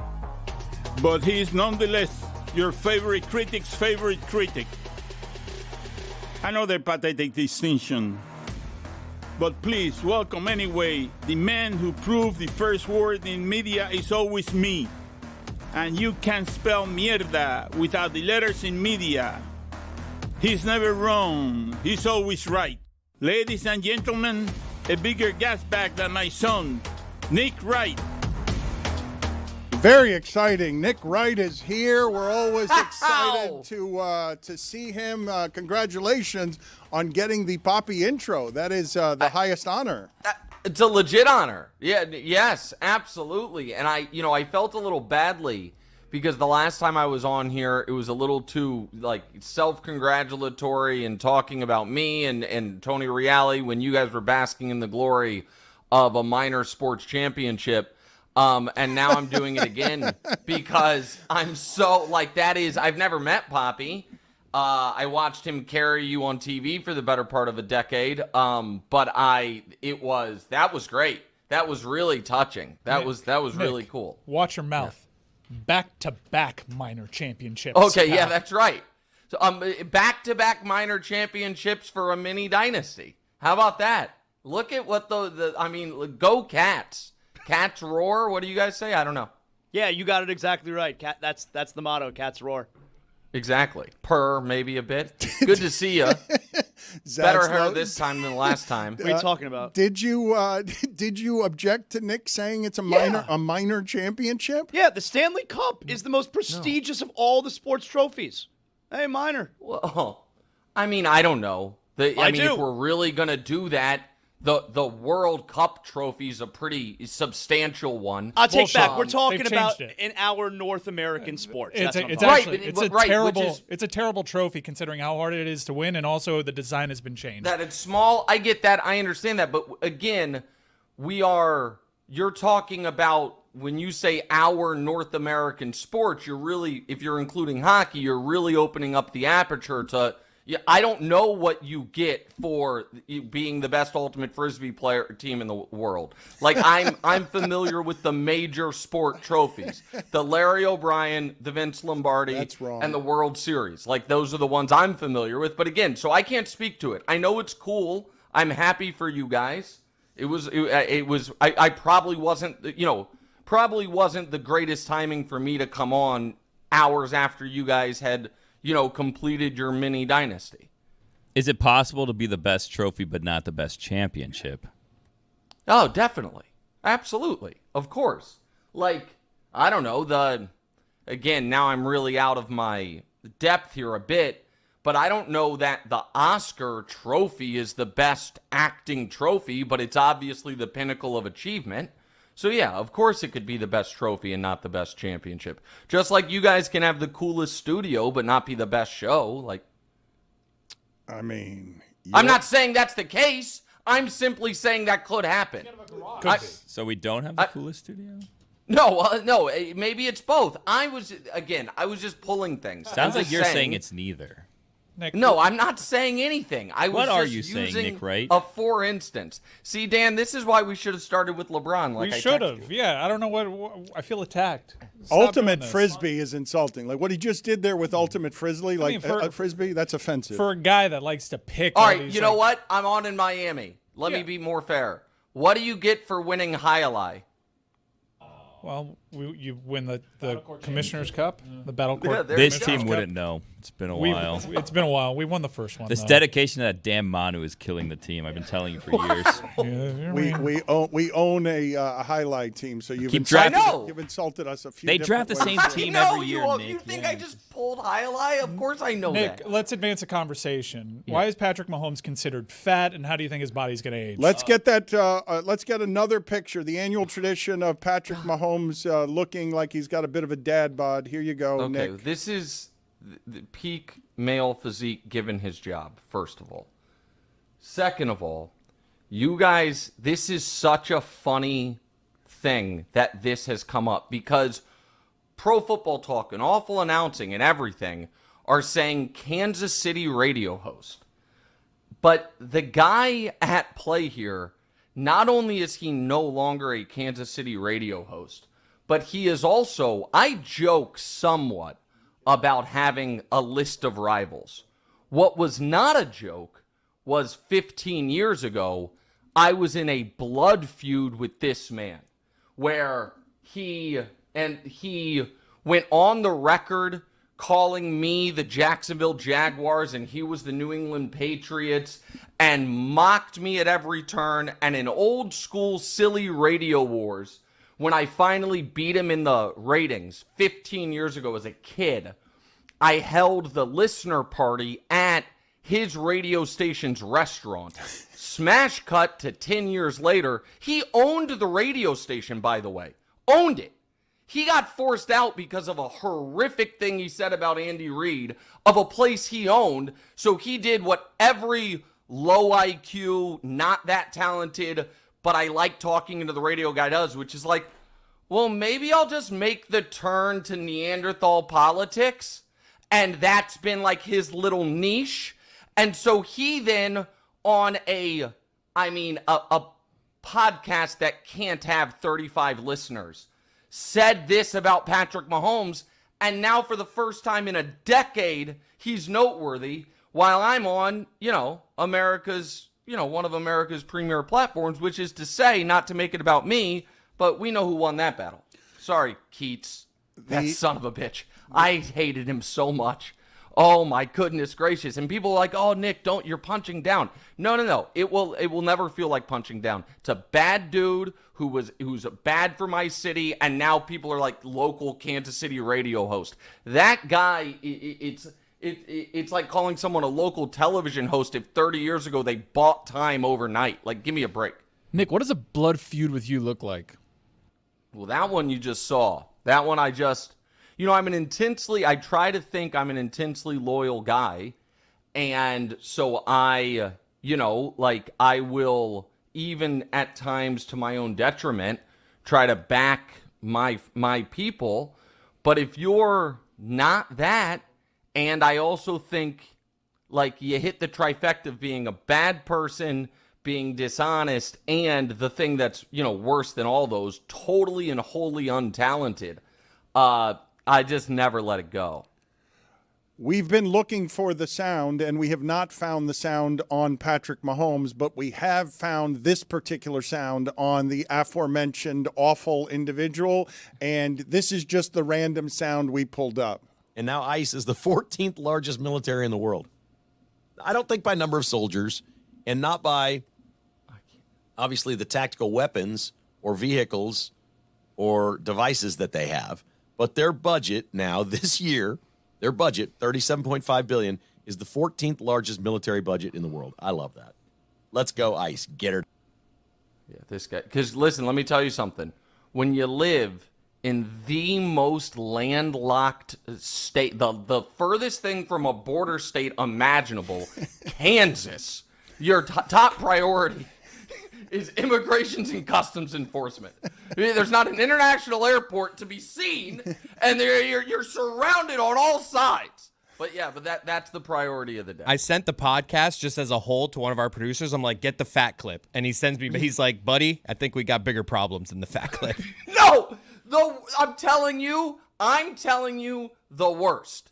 The absolute worst. And I wish I could find it. Maybe I can. Hold on. Let me see if it's back here. Wait a second. What's he looking for? Yeah, don't worry. I did the thing where you push back with a rolling I love that. chair. That's super fun. Love pushing back. I have in here somewhere, but I can't find it. You I can find apologize. it. We can hear you looking for it. No, because it might not be in here. Well, go find it. Go ahead and look for it. We'll just put it on the poll at Le Batard Show. Nick, do you love pushing? I might have to walk out of the room That's for a fine. second. That's fine. Do you care? Okay, I'll be right do back. you love pushing back on a rolling chair at Le Batard Show? Chris, please push the sound for Billy. He's giggling behind you in the background, and it should have a soundtrack as he does that. I mean, Nick should know this given his KC roots, but that area of the country does not shut up about this border war. Good joke at the expense of the border war in Missouri. Little Jayhawks Tigers. Wow. Huh? Wow. You like that?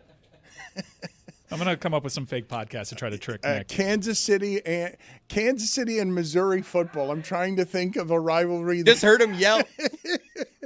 You heard him yell from I think another. I found it. I found it. All right, sorry. Good payoff. So, here's the deal. So when I referenced that the guy said he was the Patriots and I was the Jags, that is in a way too long, like literally 12,000 word piece that was written on me that I thought was going to be like, this kid from Kansas City is making waves on the radio and gonna take down the establishment. And instead, it's this.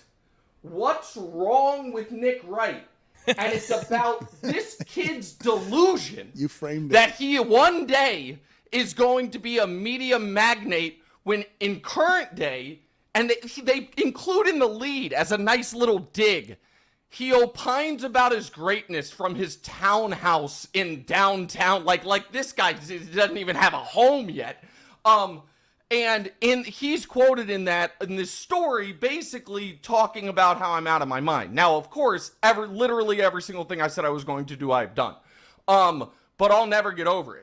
But this, I have it. I framed. You'll never get over it. You framed it. It's exceptional that you framed it and didn't know exactly where it was, even though you'd framed it. You sound as winded as Mark Jackson just from rummaging around for it. Let's go ahead and play this sound of a winded Mark Jackson explaining. This was right after the Knicks had signed Mike Brown, and Mark Jackson isn't happy about it because he was also qualified. And the way that he was qualified is that he had the best shooting backcourt of all time and never got out of the second round, and then it immediately became a dynasty and won several championships. To whom it may concern, blessings. You're more than qualified. Your resume says you're more than qualified. Your body of work says you're more than qualified. So it's easy to get depressed. It's easy to get discouraged. It's easy to get down. It's easy to have doubt and start questioning. I don't know who I'm talking to. Even prayed about it, asked about it, and it didn't happen. Well, it didn't happen for a reason. The worst place to be in this world is outside the will of God. Don't miss your shout. What's yours is yours. Stay ready so you don't have to get ready. That's enough to run on. I gotta go. Blessings. Put it on the poll, please, at Le Batard Show. The worst place to be in the world, outside of God's will or inside of James Dolan's will? Nick, what are your thoughts there? My first thought is that's a bad poll question. I would. I am a guest here, and you guys have been putting absurd things without context on the poll for 20 years. I still might reconsider that one before I hit send. I just the thought. I'm ready to vote. I do think that it's pretty clear that Mark Jackson is not judged purely on his basketball reference coaching page. Now, maybe he shouldn't be. Like I know there are some people that absolutely swear by Mark Jackson and love him, and I know there are some people within the Warriors that feel like there was a lot of behind-the-scenes stuff that was really, really unpleasant. But he, I'm sure, doesn't feel that way, and I understand why. I mean, you're saying he never got out of the second round with Steph and Clay. Yes, that's true. I also think Steph and Clay weren't the fully formed versions of themselves. They were playing David Lee. It's not like Steve Kerr had this brilliant epiphany about Draymond. It was more David Lee got hurt, Steph got better. Steve Kerr also, by the way, is one of the 10 greatest coaches of all time. So that probably, is maybe an unfair standard to judge him against. And I understand the frustration when he sees certain guys get job after job after job. I do understand that, but I don't think for Mark Jackson, I think blackballed is too strong, but I do think he's not getting it seems like the NBA has decided he's not getting another job. He doesn't sound like a guy who spent any time thinking, what did I do wrong to not get another interview? Why would he? Well, maybe he doesn't think he did anything. Why would he think Clearly. it's wrong? He's deeply religious, and he said homophobic things, and he wouldn't have wanted a gay player in the locker room, and it probably has more to do with why it is he hasn't been hired since than his coaching resume. So so here's the thing, Dan, and this is, this is unfortunate, but I think it's probably reality. I think that is less of an impediment to him getting a job than maybe some of the behind-the-scenes political and alleged backstabbing he did. I think people maybe would look past that if they weren't, if there weren't people worried that if I bring this guy into my org, and again, I'm not a reporter, somebody get Pablo on it. I don't know if this is true or not. But a lot of the stuff that was, alleged about how he acted behind the scenes, I think people in positions of power are like, well, I don't want to be on the other end of that. And that to me is probably a big piece of it. We have less than 10 minutes left, and it's not enough time given that Nick Wright is about as big a supporter in the media as LeBron James has. Is this truth teller? But just Ra's al Ghul for the world's LeBron James discourse, just bringing balance in a world wildly and insanely out of balance. you are a bettor, so you have to bet on what's more probable: LeBron finishing next year as a Laker or not as a Laker. Oh, more probably. If you offered me even money, I'd bet LeBron finishing next year as a Laker. But the LeBron, I am enraged at the LeBron James discourse because and by the way, it's a lot of people that I actually really like and respect that are, here's been the timeline of it. 2 months ago, this is going to be the wildest offseason in NBA history. Shams. Buckle up, everybody. Get ready. Offseason starts. Durant gets traded. That's cool. More on that in a moment, but we all knew that was coming. Since then, the only thing of note is Norman Powell, you guys stealing him away. And credit to you guys, Norman Powell's a nice player. Also, it is not lost on me that the only moment in anyone's life where they've actually spent real time pretending to care about Norman Powell was when they were like, won't someone think of Norman Powell in the 4 minutes in the All-Star game he could have gotten if LeBron would have just told him he wasn't going to play? Somebody think of Norman Powell. But I digress.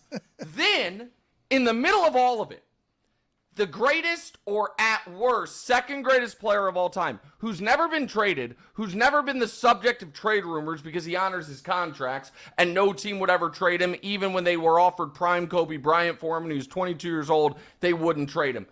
He might be available. And the collective media has been either a shrug or open annoyance. Oh, I guess we're going to do this again.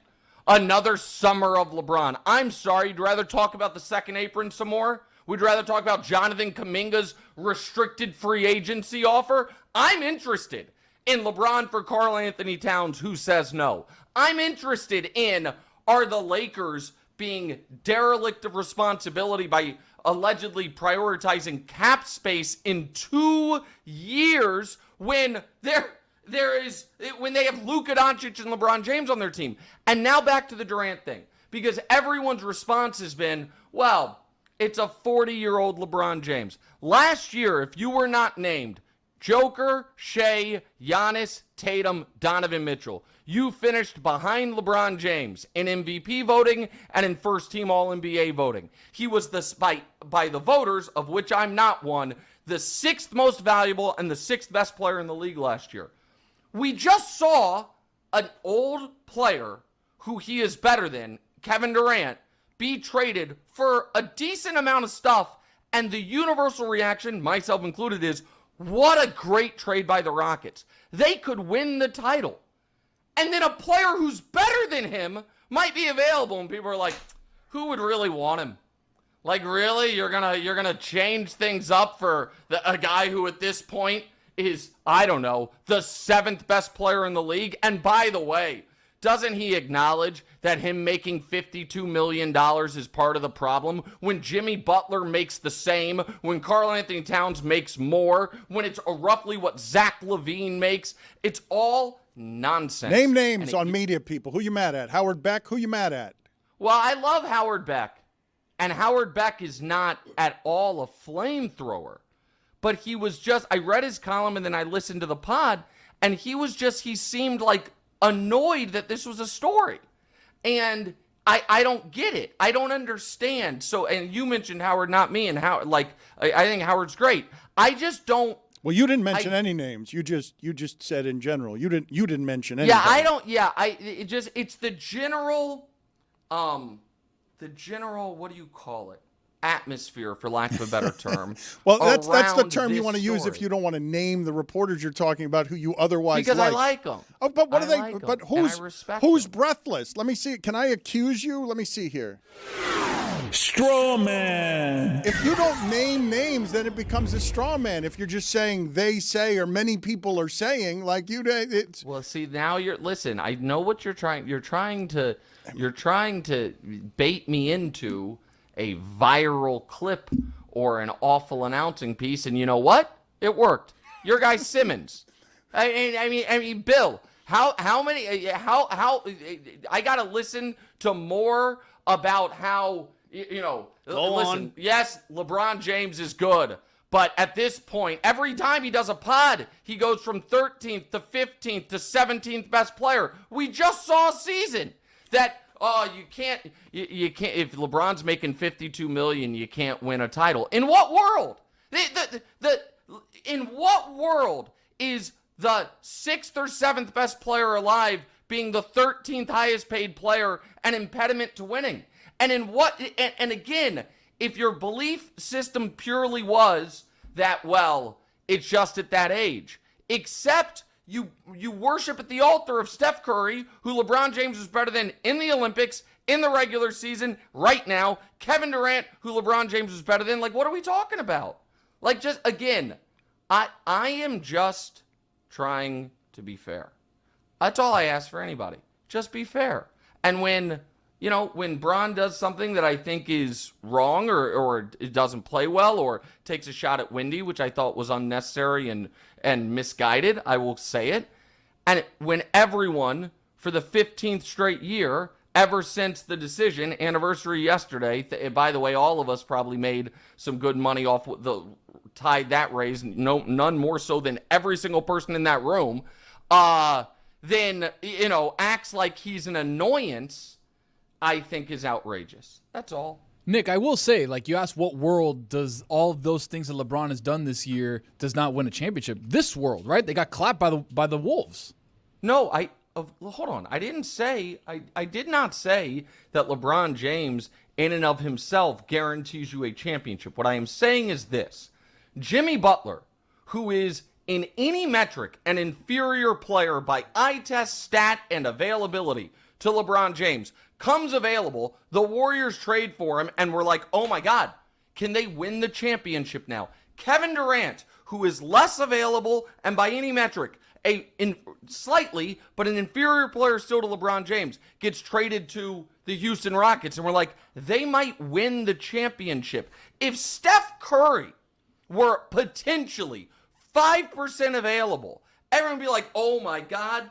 And he makes $10 million more than LeBron, and his team was below 500 before they traded for Jimmy. But yes, got clapped by the Wolves. Can you imagine thinking you're a championship contender and losing to the Wolves in 5 games, just like the Golden State Warriors did? So I'm just asking for an air of consistency. That's all. Well, but Nick, isn't the part that people are annoyed with is the behavior is so passive aggressive? That's what it is. It's like we're trying to decipher code here to figure out what LeBron actually wants. Really? Zaz, I'll be honest. What do you think he wants? I bet you can say it immediately because it's not hard to understand. Either try to win right now or move or trade me. Where's the code? It wasn't passive aggressive, and it wasn't in code, and it wasn't in hieroglyphics. It was very simple. You guys seem focused on the future. I'm going into year 23. I'm 40. My son is on the team. I'm that old. So, as the great Marlo Stanfield once said, do it or don't. But I got places to be. I mean, the statement that Rich Paul put out, I don't know. It didn't look real clear. Well, but it's as strong as it can be under the circumstances if you're opting in. Zaz, I'm not trying to be combative. Was there any interpretation to that statement other than the one that I just said? I would like you to be aggressive to win now, and if you're not going to be, we should reevaluate our relationship. Isn't that the universal reading of it? Or was there another one I didn't see? Well, but what are you expecting them to do if you're LeBron there? Well, I don't know. What move is out there? How about this? Not have Dorian Finney-Smith on the team, who Luka adores and is useful in today's league.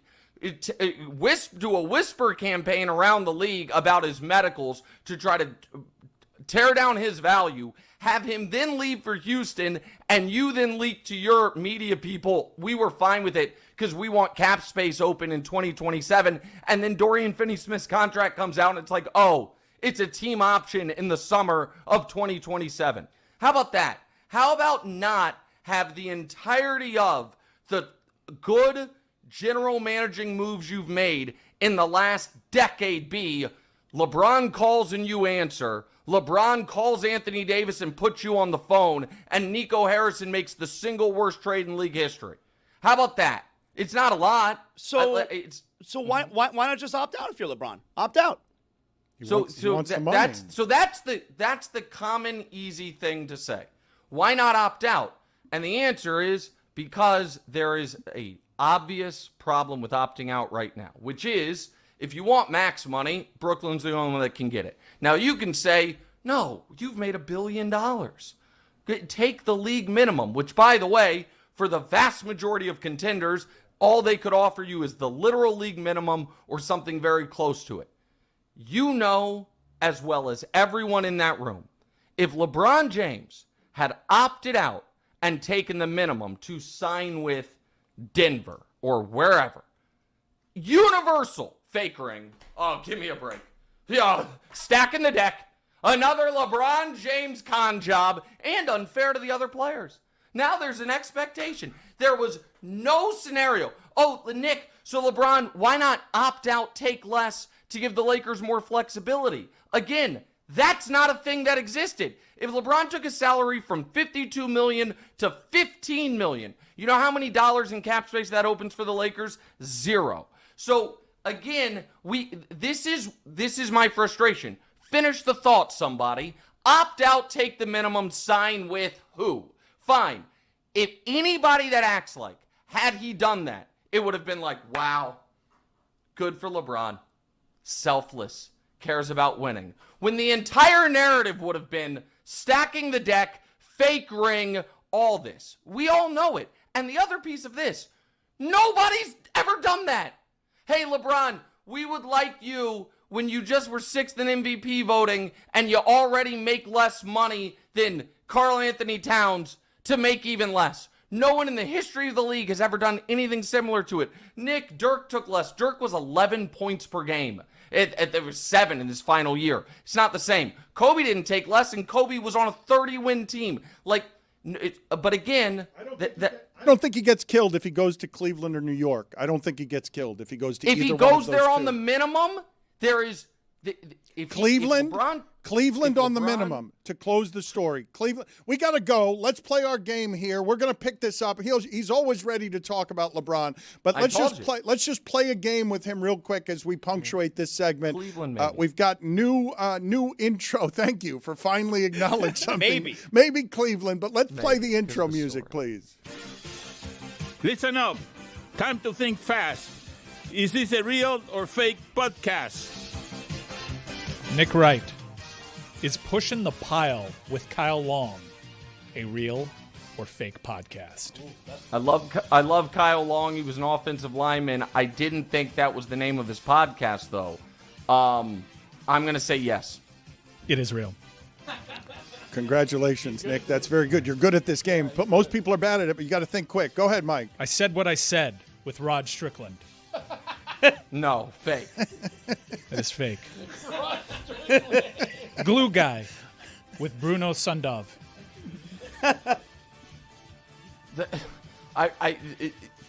Real. Why do you have to think about that one? That one's fake. Bruno Sundov does not host a podcast called Glue Guy. I don't know who Bruno Sundov is. I thought he was a member of the 2-time defending Stanley Cup champion Florida Panthers. Former Maverick. Make No Mistake with Kenny Anderson. Make no mistake with Kenny Anderson. Fake. That is fake. Say It With Your Chest, featuring John Henderson and Albert Hainsworth. Albert Hainsworth? And John Henderson? Teammates in Tennessee. You know what? Real. No. That one's fake. Better Recognize with Calbert Chaney. No, that's fake. Let Me Cook with Brian Cook. Come on. No, that's fake. That's clearly Dalvin. No, it's a real podcast, but it's not hosted by Brian Cook. It should be, though. Then it's fake. Then I was right. Our thanks to Nick Wright. He's always right. The host of What's Right with Nick Wright and FS1's First Things First. You can watch him on First Things First weekdays at 3 p.m. Eastern on FS1. Good seeing you, sir. Always good catching up. Thank you. Today, the TV show's at 2, and tomorrow on the pod, a major announcement involving me and poker right at the start of the pod. So check it out then. Thanks, guys. Whoa, major announcement. Come on. Come on. the Come on. Into the WSOP? I know what it is. Just tell us. I think Chris, I know. God, you sons of bitch. This is rude. See you guys. All right, see you later. For those in the audio audience, he's just finding it rude because we put up that picture again that he himself has described as his nose casting shade on his teeth, because there's an actual shadow. It's an unfair photo. It's not, but it is. It's a real photo. It's not a doctored photo. He looks like a superhero villain. I do know his big announcement, but I'm not going to say it. What is it? Chris Cody is developing an off-air friendship with Nick Wright that's beginning to annoy me, where he does things like check with him on whether an intro's okay, when I wanted the surprise delight of Nick Wright hearing my father's voice introducing him, but he thought there were too many insults in it. Well, why don't you tell us the news? Just say sources, and then break the news. Do you want to betray him? Nah, do it. I'm not going to do it. All right, tell me I'll do it. I don't care. It's time now for The Pickle with Billy Gill on a Wild Willy Wednesday. My movie theater sells pickles. Really? How much? The Pickle is a new and popular game on $2.99. Wild Willy Wednesday. Let's find out what today's pickle is.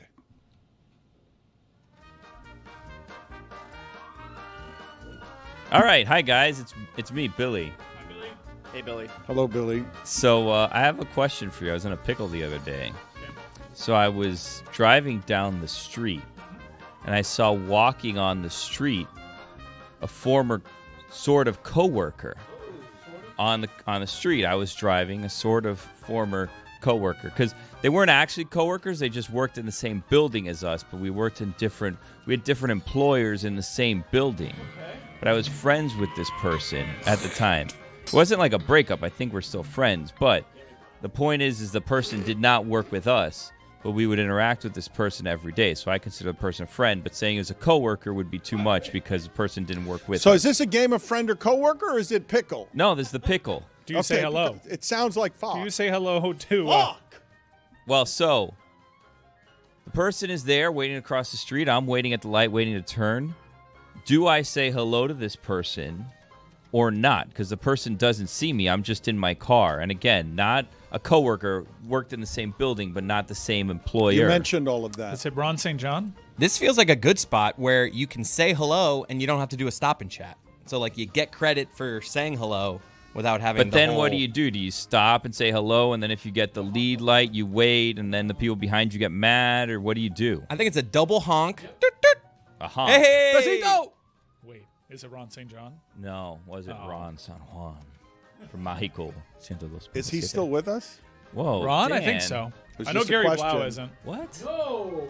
It's just a question. I think that is a honk, a light honk, and at a very least a point situation. That's a Okay. That's Gotta throw a one, That's point. one index finger, Dave but Corey? and probably with a honk. Now let me give you a one-up. This person was wearing AirPods at the time. So now it's kind of like, was this person even going to hear me if I do this? Because I could very easily just keep driving, get away, no one would know. Was it Laz, the IT director? No, it wasn't Laz. I had a situation like this in Vegas. This is going to take a dark turn here, unfortunately, but it is something that I remember with a decent amount of guilt. I was in Vegas and saw a friend of mine at a nearby table that I knew from college and hadn't seen in about 15 years, but I didn't want to catch up. And so I just kept moving. And then, no lie, 5 months later, hit by a bus. Like, actually Oh my hit. God. Yes, actually hit and killed by a bus. Lucky you. You never had to be in that situation again. Lucky me. Yeah, That's so you were exactly thinking what I was probably. thinking. It's what I'm still thinking. Well, you said you didn't want to talk to them. Now you don't have to. Do you regret not talking to them? Yes. You do? Yeah. Well, I'm bringing it up because I don't know. I don't know about that. I don't know about well, that. Was it Ron St. John? I think he thought it was not going to happen again. Sound like from my laughter, like I regretted that. But the reason that I brought You seem up, pretty broken up about it. but the reason I brought it up is because I still carry the guilt of all of that story that I'm telling you. That if I had to do it over again, I would indeed do it differently. differently. You're not giving off much guilt. I could tell you felt guilty, especially when you were giggling. Yeah. And then he died. A bus. That is what Snicker. that is what Samson did yesterday when he was telling us, when he was reviewing that movie. I thought it was just a perfect dismount of the mayor of Toronto who was smoking crack, because he just ended by telling the story, and then he died of cancer. Scene. I think Ron St. John's still alive. Good. Hopefully he stays out of Who was a Buster's coworker? Because I would say hello. I rolled down the window. I go, Wally! This is Wally from the Cleveland. Perfect. Oh, the Cleveland. Yeah. That's perfect. It was Wally from the guy. I go, Wally! And then he looked around. I was like, I don't know if he heard me because it's loud. And then I noticed the AirPods. He's like, yo, Billy, how's it going? I'm like, great. How are you, man? He's like, oh, I'm living the dream. And I was like, all right, man. You had I a gotta full go. conversation with the guy. Yeah, Perfect. wave. Stop I'm and like, chat. Wally! And then I had to go. I wish it could have gone longer. Then I said, you know what? I'm going to text him after. And I haven't yet. So I'm going to put that down on my to-do list for today. Text Wally, catch up. I've got to be honest. That's an almost perfect scenario for seeing someone that you don't want to see. I wanted to talk to him, but I didn't have the time. I liked Wally. Again, Wally! That was not a game of pickle. That was a game of friend or coworker. Hey, Le Batard fans, Logan Hackett here, and this week on Goodfollow, we're talking the All-Star reserves who have been announced. The Wings rookies are out there balling. The Liberty struggles are continuing. Top seeds have been knocked out at Wimbledon, and it's been absolutely chaotic. The WNBA CBA offer and WNBA PA rejection, conspiracy theories, and Love Island, aka League Island WNBA confessionals. You can catch new episodes of Goodfollow on Tuesdays and Thursdays on YouTube and wherever else you get your podcasts.